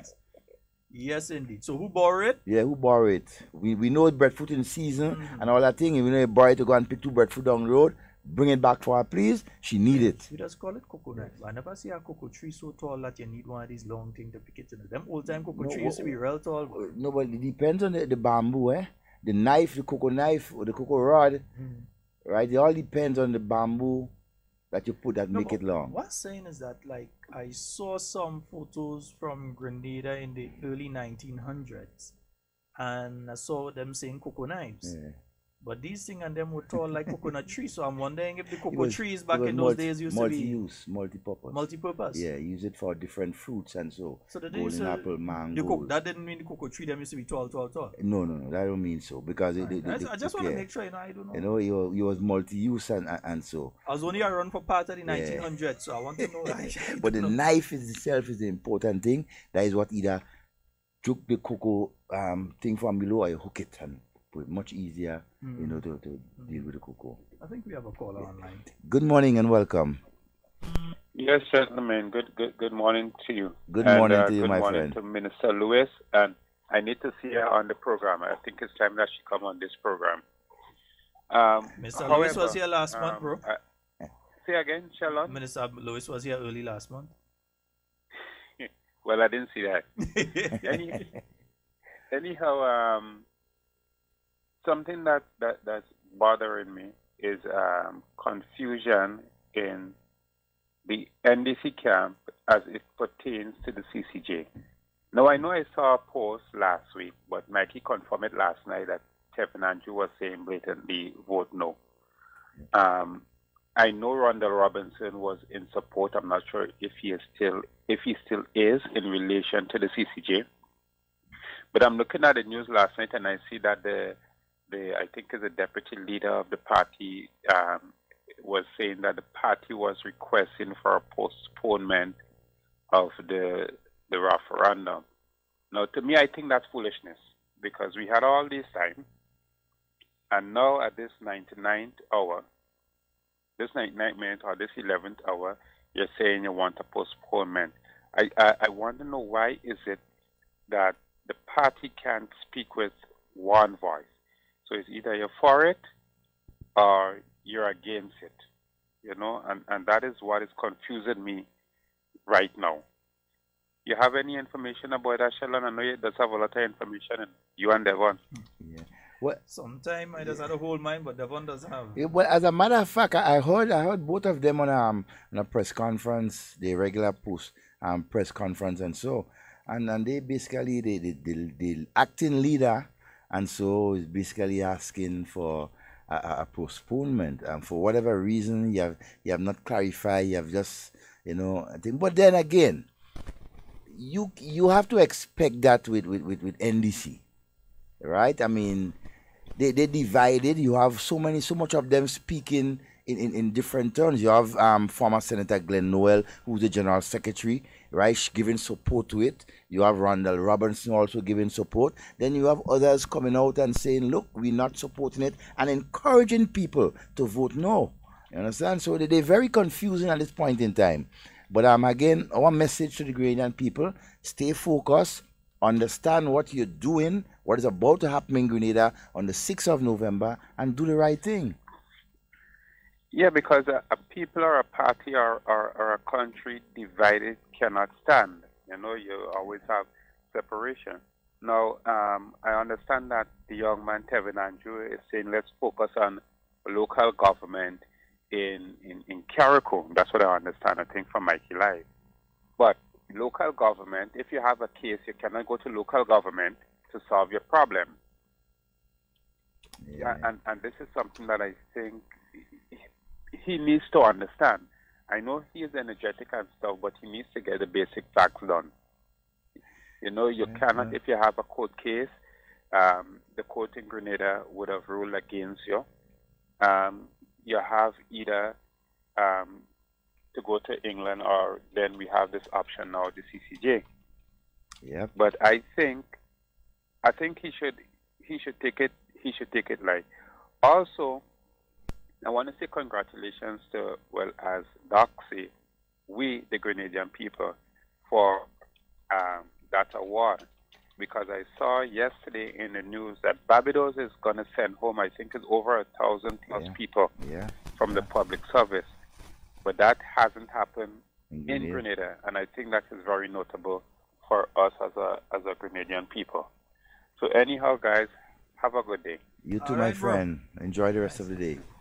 Yes, indeed. And before we run out of time, just to let you all know, the residents of Chiney Hill in Sobeys, the Honorable Yolan Bain Hosford and the Honorable Emlyn Pear, they'll be holding a joint meeting, St. Andrew Southeast, St. Andrew Southwest, in Chiney Hill this evening from 6 p.m. So Chiney Hill in Sobeys, that's St. Andrew Southeast and St. Andrew Southwest combined, the Honorable Yolan Bain Hosford and Honorable Emlyn Pear. And to those of you who do not know where Chinese Hill is, that's the housing development area there right in Sobeys. Call it Chiney Hill. So somebody been out of the country for a while, don't know it at the housing project there, might know where Chiney Hill is. Exactly. That's Chiney Hill. That's Chiney Hill right there. Well, tomorrow on the schedule we have the Mount Pleasant Government School in Carriacou and Petit Martinique. That's the Honorable Kindra Matthew Stewart out there in Mount Pleasant. So that should be for 6 p.m. tomorrow. And St. Andrew Northwest, the Honorable Delma Thomas, she's going to be at the St. Mary's RC School in Lafayette for 6 p.m. And St. David on Thursday, at the St. Dominic RC School, you're going to have the Honorable Oliver Joseph. He will be there with his team on Thursday for 6 p.m. St. George Northwest and St. George Northeast combined meeting. That's the Honorable Dr. Keith Mitchell and Honorable Tobias Clement at the New Hampshire Community Center. St. Andrew Southeast, the Honorable Emlyn Pear, she'll be at Grand Bacolet. And South St. George, the Honorable Nicholas Steele, he'll be at the Calise Government School on Thursday. Also at the Calise Government School today, the CCJ Advisory Committee, they are having a meeting at the school today.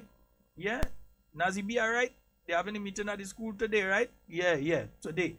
In fact, let me find out what the thing are the things somewhere here to play, man. What kind of thing is that? Let me see. Where's that ad? I have the ad somewhere here to play. So let me see if I could find the ad. And in the meantime, while you're trying to find the ad, just a reminder to all, especially around the St. Andrews area, and so World Food Day is happening in Grenville, right? On that street, I think it's Seaton James Street, right where the Nutmeg Association and building is there, that street right there, that back street. It's going on right now. It started at 10, right? So go out there and enjoy the exhibition, view all the different things that usually takes place around the World Food Day sessions and so, okay?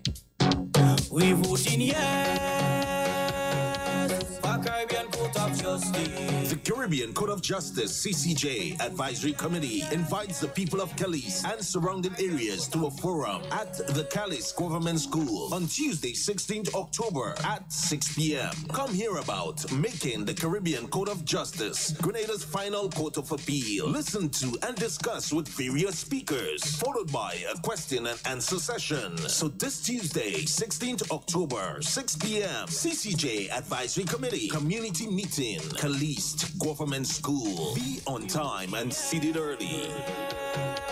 Caribbean Court of Justice.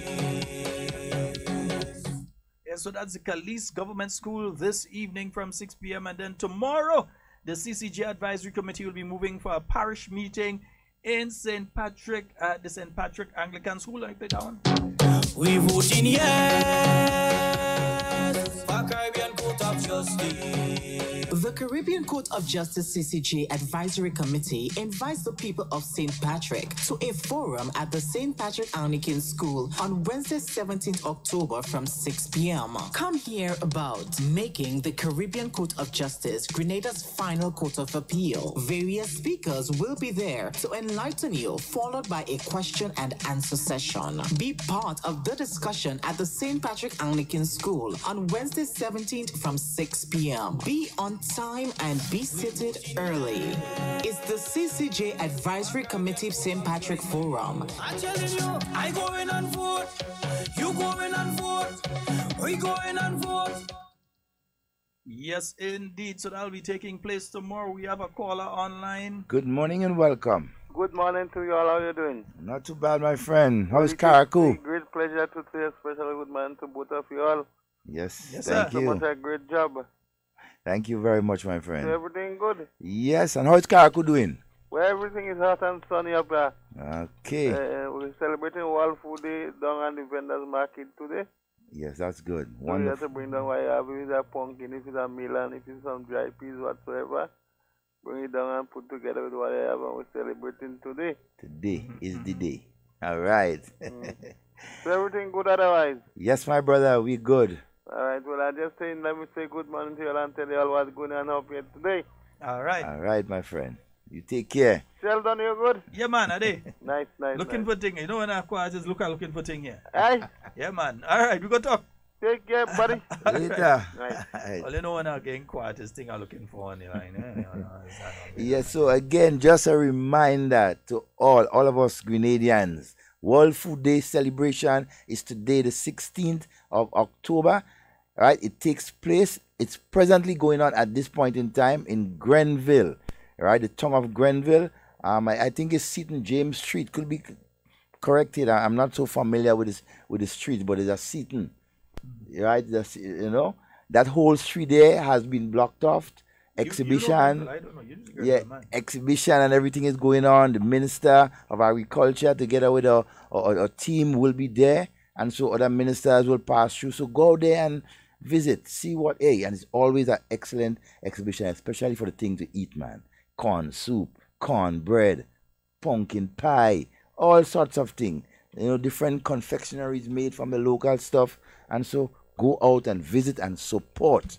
Be a proud Grenadian and support local. Okay? Yes, indeed. 440-7377. That's the number for you to call and get onto the inside. 347-329-3101. That's our overseas line. Good morning. Morning, Mr. Sheldon. Morning. Morning, Greenman. Hey, sir. How are you? Morning, my brother. Listen now. What book NDC have now? What? I didn't hear the question. Huh? I haven't heard the question. Yeah, I want to know what book here. Because they say you go to know and go to know. You don't want no book, you don't have right to say anything. Each Grenadian. How the one in Caribou NDC said he so both it, but Caribou no getting nothing for me, no benefit for me to go to. So what else are going on? No, man. Listen, my friend, any Grenadian has a right to speak on this issue and put forward their view. So we cannot, I will not agree with the statement that they have to hush them out. I do not think that they have to. Yeah, all right, my friend. That's your view, but it is not a view that I share. They have a right. They're Grenadians, and they have a right to speak on an issue. But also, they have a right to make sense when they speak. Yeah, they have a responsibility with that right. So when we look at, for instance, Karakou, I will say this. The last person, last, as in the last in the line going up to St. Peter, that should make any statement telling people vote no, is somebody who is saying they want to represent the people of Karakou. Because if the people of Karakou, if somebody, let's start with Petit Martinique, if somebody in Petit Martinique wants to go to the Privy Council, you know what they have to go through?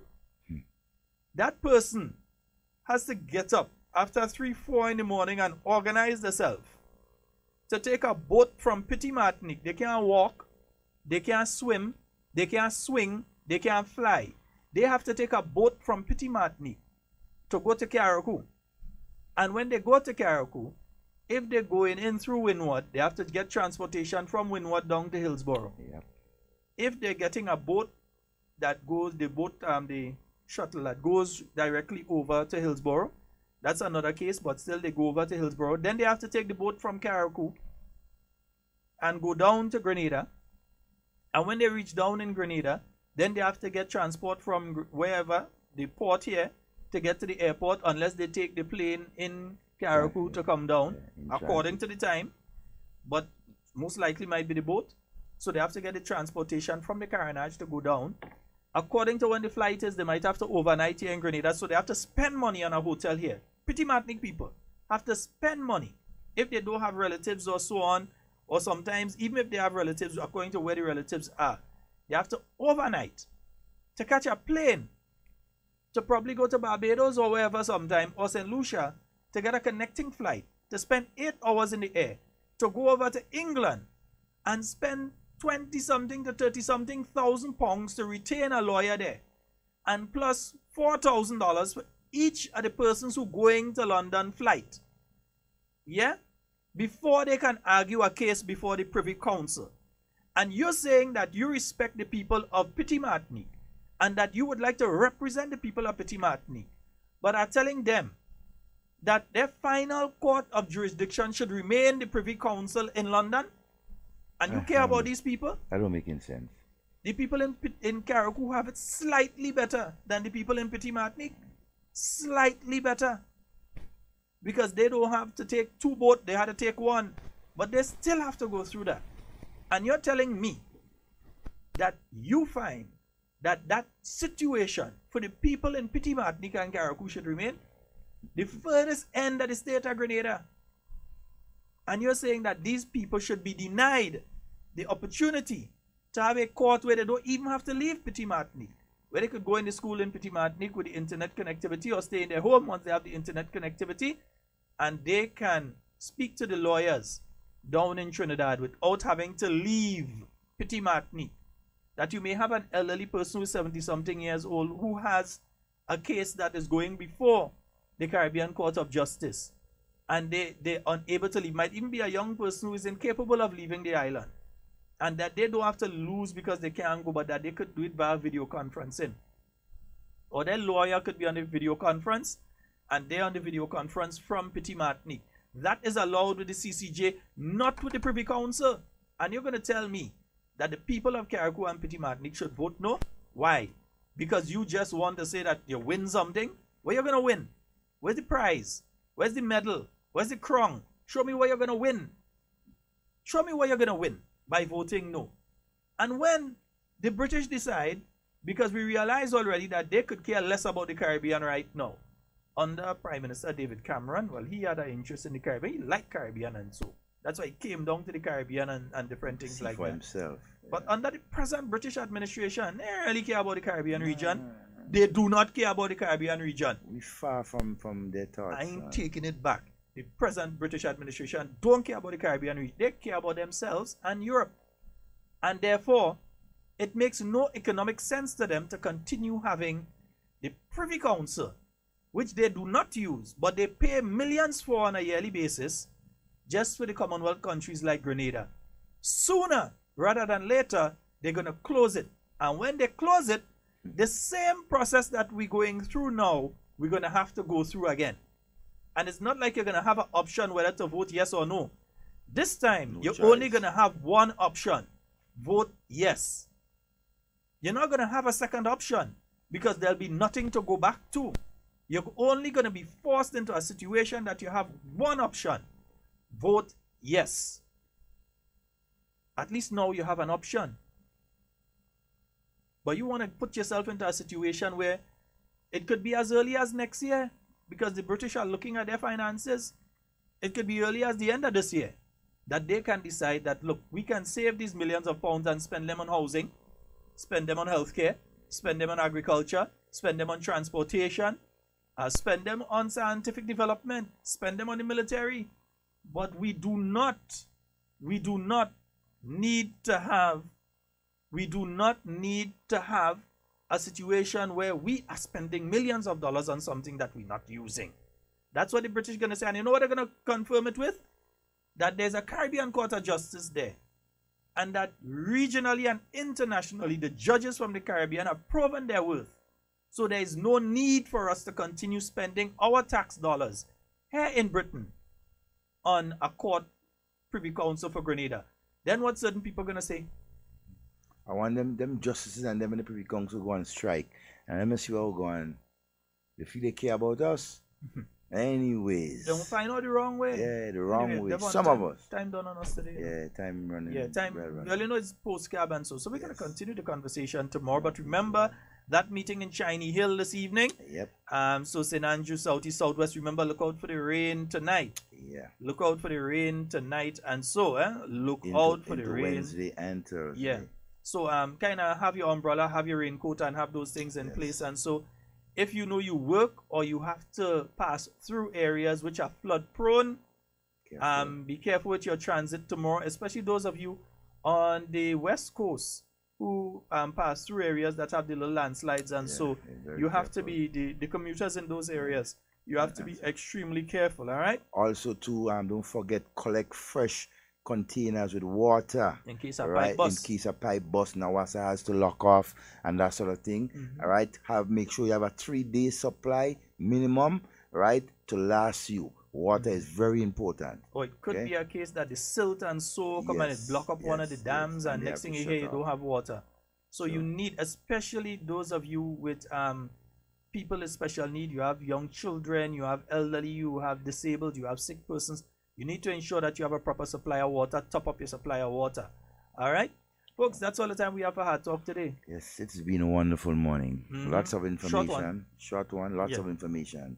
And we haven't talked about tourism. We haven't talked about postcard yet. Yeah, you understand? We're out of time. We're out of time. And to all of you on the live, hey, have a wonderful morning. Before we go, man, evening, put up the trophy again, man. Show them the thing again. Show them the trophy again. Finance Minister of the Year. Finance Minister of the Year. Show it again. Yeah, show it again. Yeah, to all the friends in Paddy's. That's yours, Grenadians. That is yours.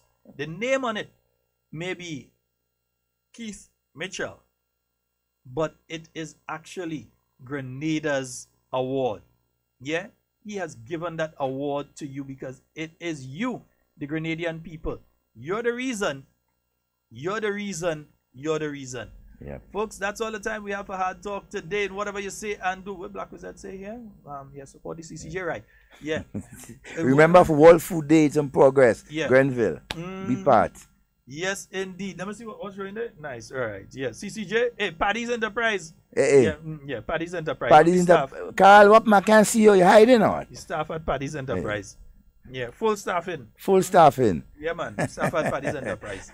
I love that. Carl, you hide, man. Yeah, I want to make see sure. you. Only make sure and show the staff at Paddy's Enterprise. Yeah, wonderful. Wonderful staff. Who else go back online and see me, Papa, I don't taking part. That's technical man do that earlier. Paddy's be proud of your staff, man. They getting, I mean, aware of what is going on. Me do that, eh? Nazim that do that. Nazim that do that, eh? All right. Folks, that's all the time we have for today. And whatever you say and do it safe and secure. We want to be speaking to and with you. And not about you. Love each and every one of you. Yeah, let me see where we're so saying. Yeah.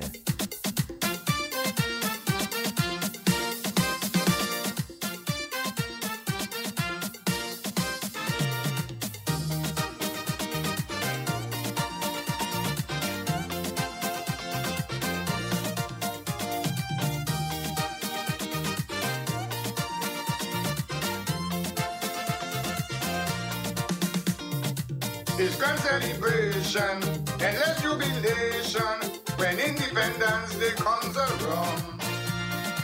We keep saying we are free to chant our own destiny. There's no more mother country. But don't care how we dance up in the street, our independence is not complete. So come let me rally around the CCJ without delay. Not tomorrow, but today. Caribbean people, this is another chance to advance towards total independence. Those who strip the life from we should never ever be in charge of our apex code. We have in the Caribbean men and women of distinction. So for the CCJ, you must vote. Folks, you know my stance and you know I'm a principled person. I have stated very, very clearly that the CCJ is the way to go, and it is inevitable. Look, now people could have reservation and you have a right to, that's your business. But at the end of it all, we would have to handle our own affairs here in the Caribbean. We would have to have our own system, and I am simply saying the time is now. The time is here for us to do so. And look, we can have disagreements, we can look, I've stated on the program my position, and there are people who say straight up, Kem, I don't agree with your position, and they challenge and they say certain things, and I respect that. We should have a healthy debating going forward. Tomorrow we will have Joseph Roberts or some of his acquaintances or some of his colleagues to come in and speak about the CCJ, and you have the opportunity to ask a number of questions the same way. But I am telling you folks, you have listened to me many a years. I am confident that the CCJ is the way to go. It may not be perfect, and nothing in life is perfect. Nothing in life except God himself. But I am simply saying this is something that you need to look at. Give it a try. Look at it. Listen to the both arguments. I am convinced that the CCJ is better for this region than the Privy Council at this point in time. And I am saying it will be better for many, many years to come. So I am simply asking of you to vote yes for the CCJ. The National Democratic Congress is not and has never been opposed to the CCJ. In fact, previous administrations led by the NDC have done lots of work to push forward the work of the CCJ, and that can be attested to by Brother Peter David.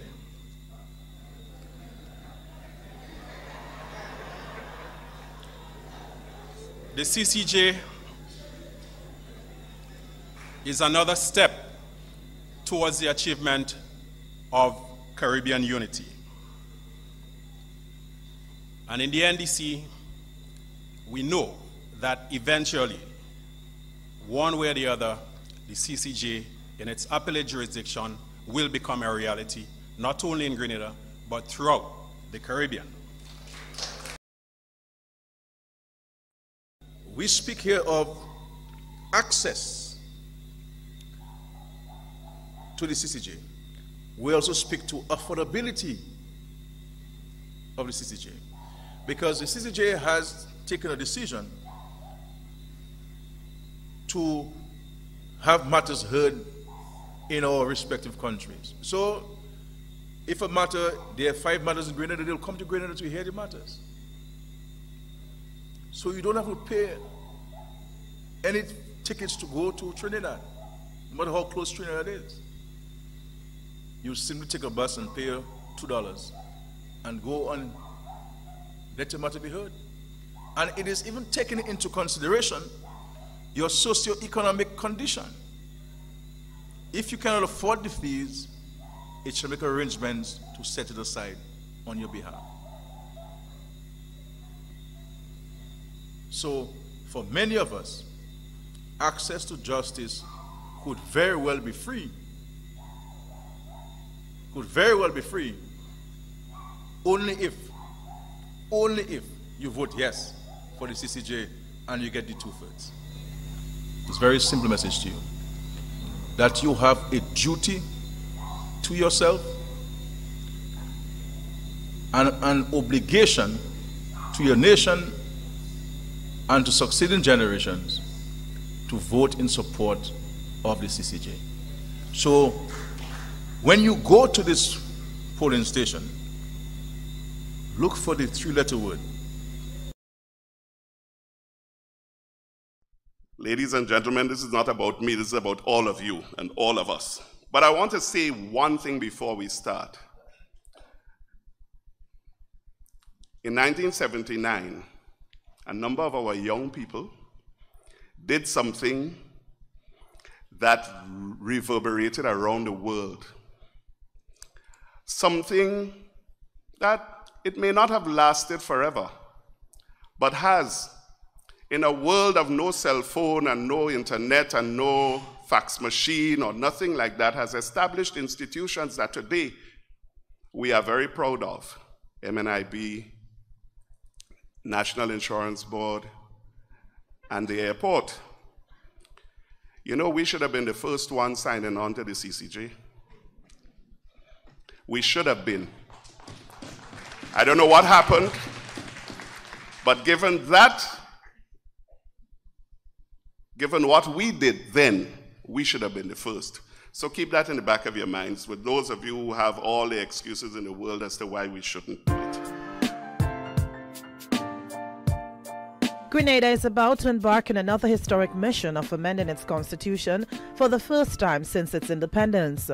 From all indication, the push is for the changes to be made before the end of the year, 2 years after the first attempt failed. We believe the CCJ is an important issue to take a second look at, and we're involving the same people, the community group, the legal professions, and other parties involved, and hopefully we'll have everyone playing a very united role in going forward, because if we do not work together, then clearly it's not necessarily going to pass, and I think it would be a tragedy of justice for this country and for the Caribbean.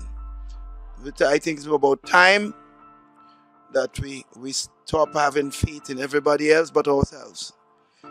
All people, jurists have served regional and international institutions around with distinction, and it would be, to me, almost an insult to say to ourselves that we cannot be responsible for justice in our country. 2 years ago, 8 bills were tabled for constitution change. But this time around, the focus is on one which, if successful, will see the Caribbean Court of Justice replacing the London Privy Council as the final court of appeal. Prime Minister Dr. Keith Mitchell, who was re-elected to office by a landslide victory on March 13, 2018, says he intends to play an active role this time around. And the CCJ so far has demonstrated that it has stood out in terms of its decision-making process. And no one can say that the governments who are now the countries that are now part of the CCJ are getting decisions based on the govern those in political office. So in that sense, the people should be very happy that it's very independent judicial process, and I certainly, as a Grenadian and a Caribbean man, I certainly would want to support it.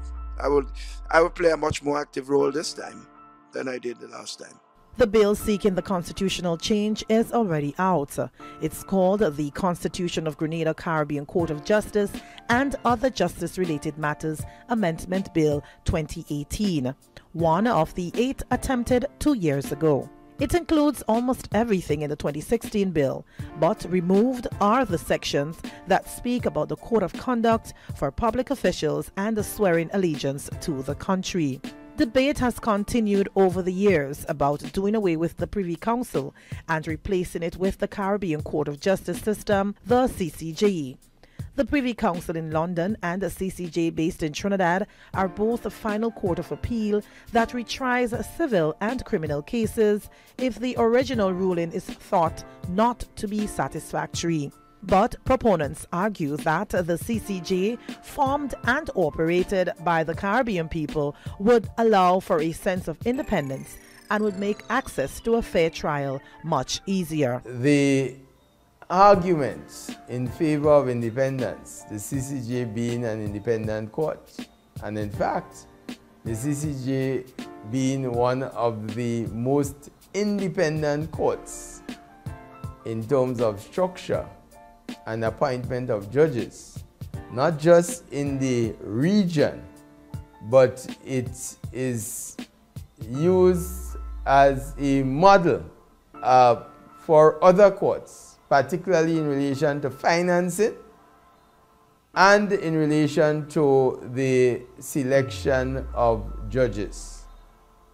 And that ultimately is the test. There have been some recurring points of concerns about the idea of the CCJ as Grenada's final court of appeal, access, cost, and the likelihood of political interference. What the CCJ has done and what has been approved with respect to the CCJ is the setting up of this independent trust fund that is managed by a board of trustees.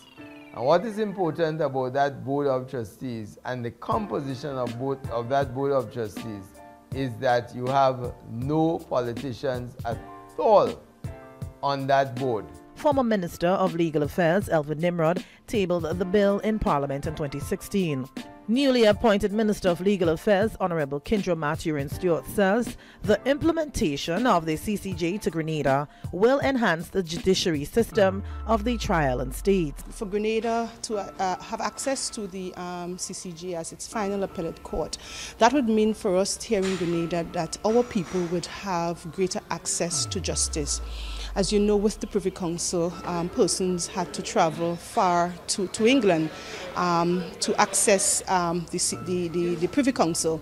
But of course, the CCJ is right next door, and I believe, of course, with its location and its ease of access, that locals, ordinary people like me and you, would be able to have access to justice. The Legal Affairs Minister says she believes there are competent experts here that are capable to execute the process.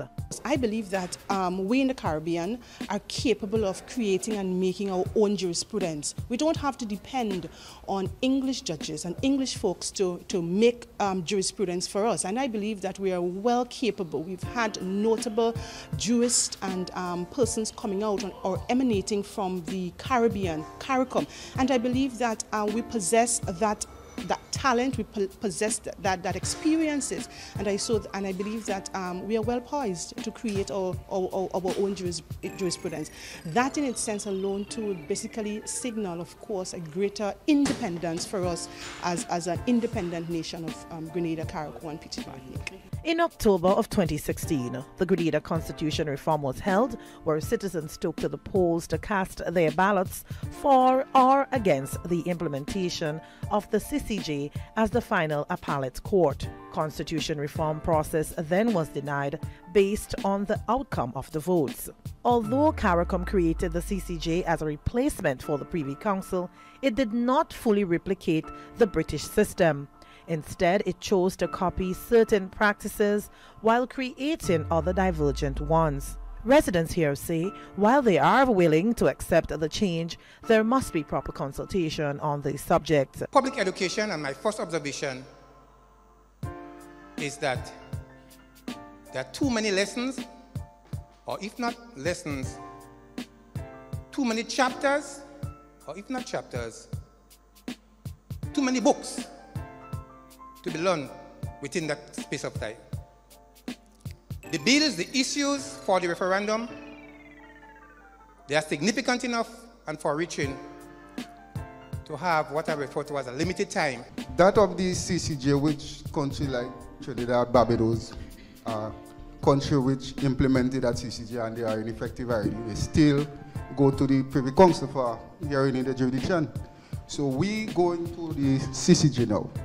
We are neglecting the Privy Council and go to the CCJ. And them countries which are still implementing the CCJ, the Privy Council for a hearing. So how that go be looked when we neglect the Privy Council and go to the CCJ, and them countries which implemented the CCJ are still under the Privy Council. During the swearing-in ceremony, after winning all 15 seats at the 2018 general election, Prime Minister Dr. the Right Honorable Keith Mitchell reassured the nation that consultation and education on the process will soon resume. As each of us seeks to protect and save our children, we must look out also for our neighbors' children and to the broader issue of justice. And as it is also related to our independence and to our national identity, we must open up a dialogue again about joining the Caribbean Court of Justice. Joining the CCJ Appellate Division will allow ordinary folk right here in Grenada to see the work of the CCJ as an example which could uplift local judicial performance. Timely hearings, timely delivery of judgments, transparent and open proceedings. I'm telling you, all proceedings of the CCJ are live streamed. Every one of you can stay at home and see the court in operation, every case. And the cases that have already been heard, the video recordings are on the CCJ website, and you can access them and see the court at work. All the judgments of the court, and a lot of other work that the court does is posted on the website so that you can identify with the work of the court in ways you cannot identify with the Privy Council. So here we have a court that is open, transparent, and you can have complete access to all of our activities in this manner. Joining the CCJ Appellate Division will allow Caribbean people to be on an equal footing with human beings all over the world, where justice is managed by each community and not outsourced to a foreign power. The National Democratic Congress is not and has never been opposed to the CCJ. In fact, previous administrations led by the NDC have done lots of work to push forward the work of the CCJ, and that can be attested to by Brother Peter David.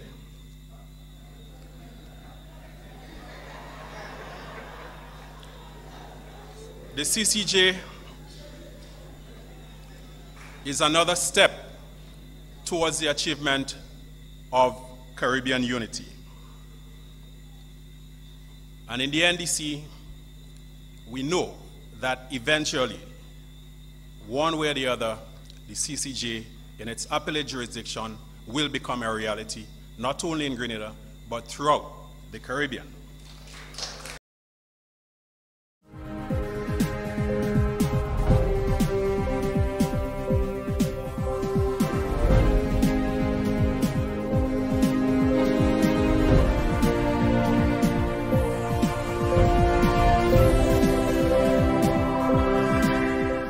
Prime Minister receives international recognition as Caribbean Finance Minister of the Year, while Dr. Timothy Entwine has been recognized as the Central Bank Governor of the Year for the Caribbean. Stay with us, we'll have the details to this and more stories in the National Report.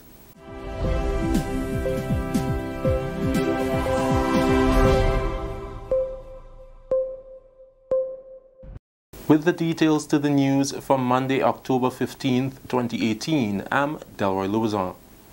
Prime Minister and Minister for Finance, Dr. the Right Honorable Keith Mitchell, has received international recognition as Finance Minister of the Year for the Caribbean. The award from Global Markets was presented as part of activities during the just concluded annual meetings of the World Bank and International Monetary Fund in Bali, Indonesia.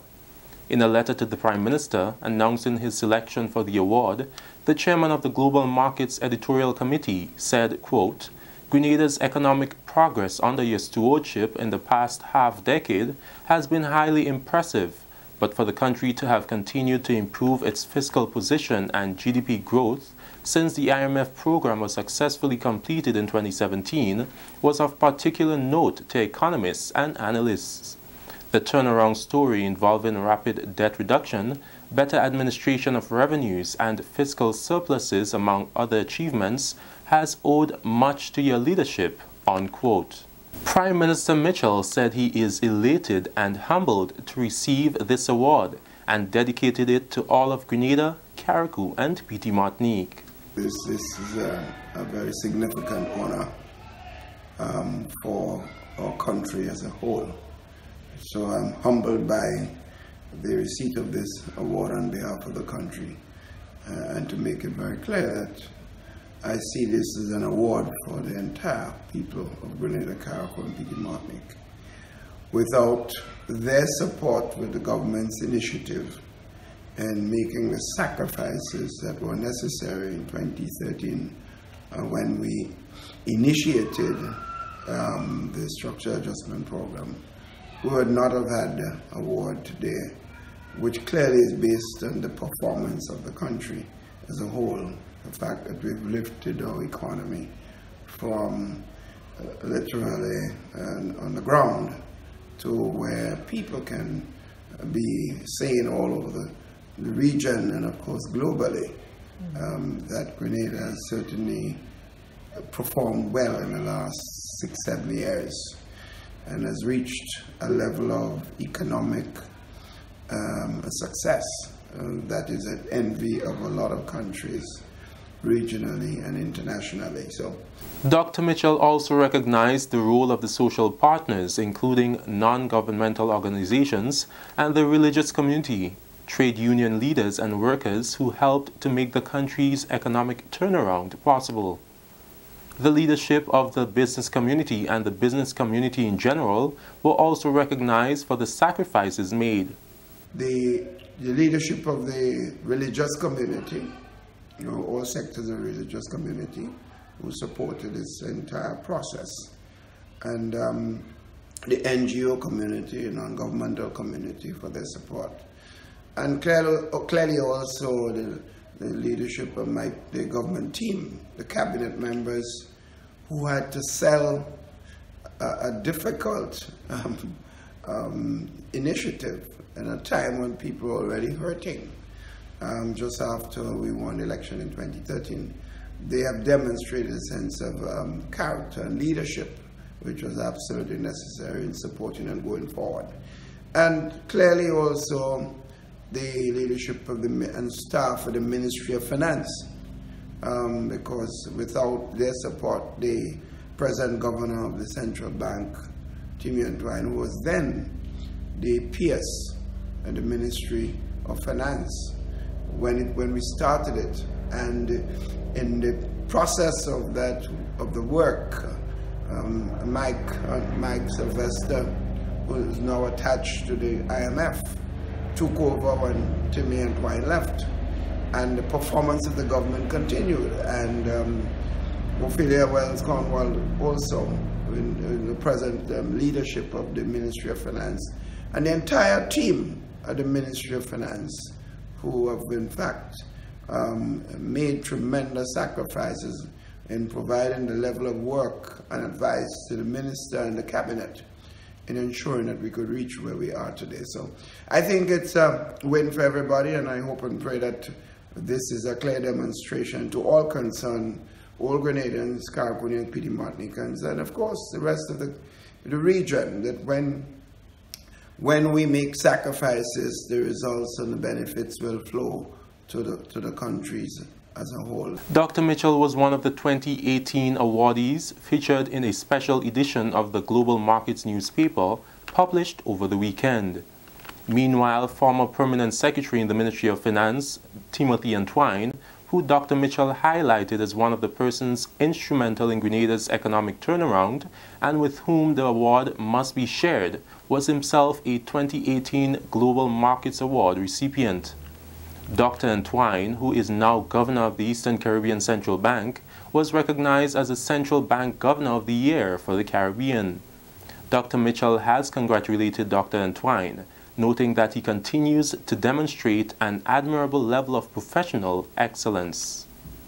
The National Democratic Congress is not and has never been opposed to the CCJ.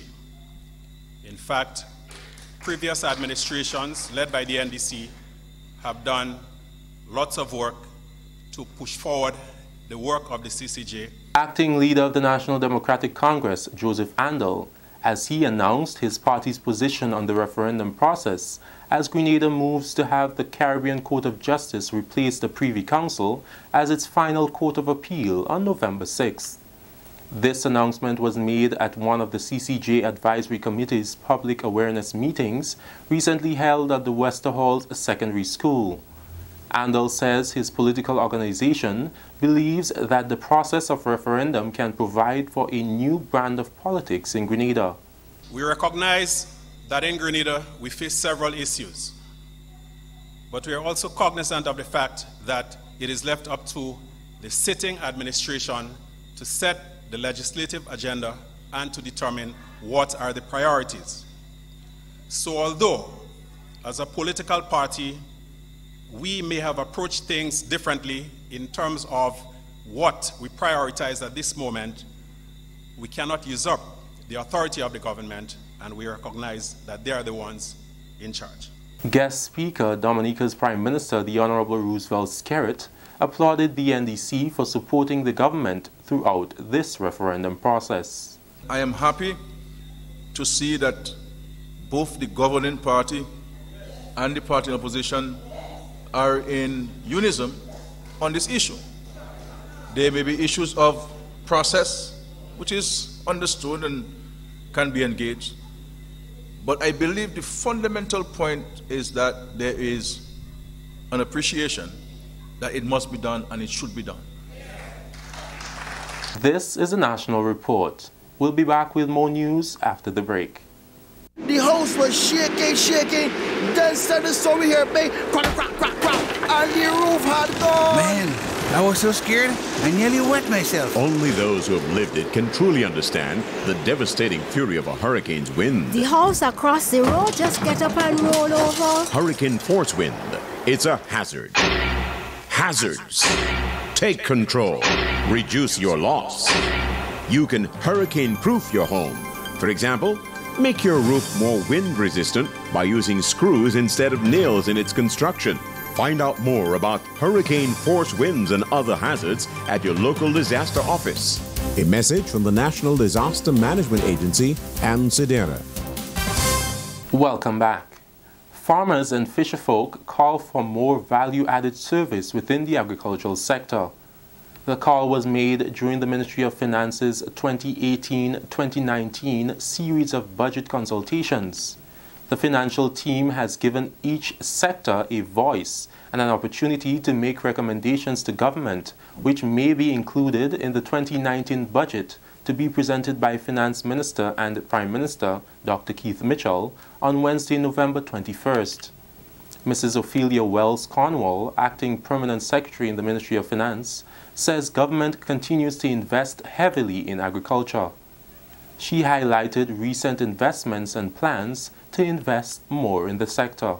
We believe that, and we would like to hear from you, and this is just our own view on it, looking at it from a very small point of view, not being practitioners in the field, but that irrigation systems and shade house, greenhouse, and some of those technologies, it would be important for government to leverage and invest in some of those technologies for the farming community.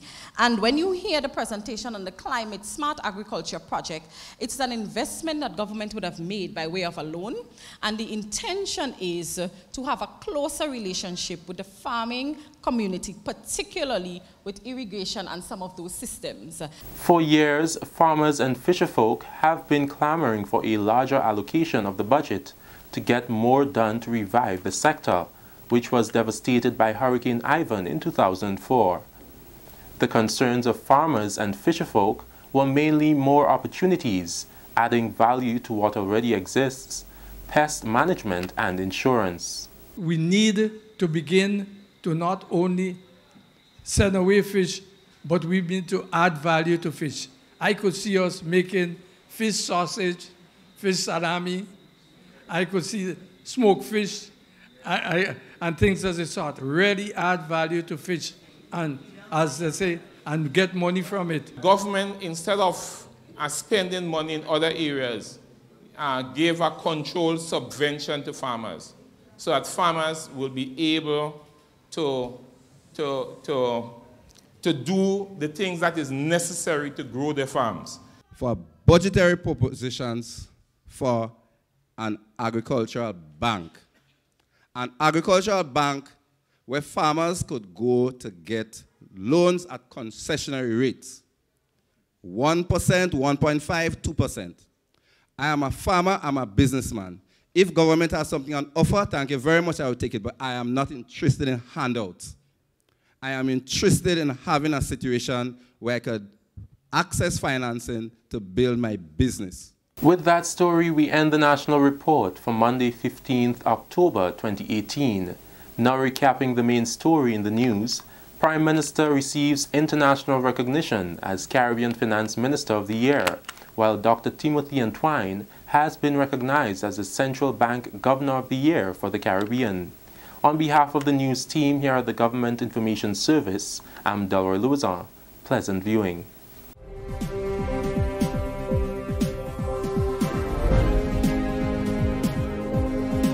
Stay up to date with all that's happening with the new National Party, NNP. Send us a message via text or WhatsApp on 405-8683 with your name, email, and constituency. Stay in the know with NNP. Get updated.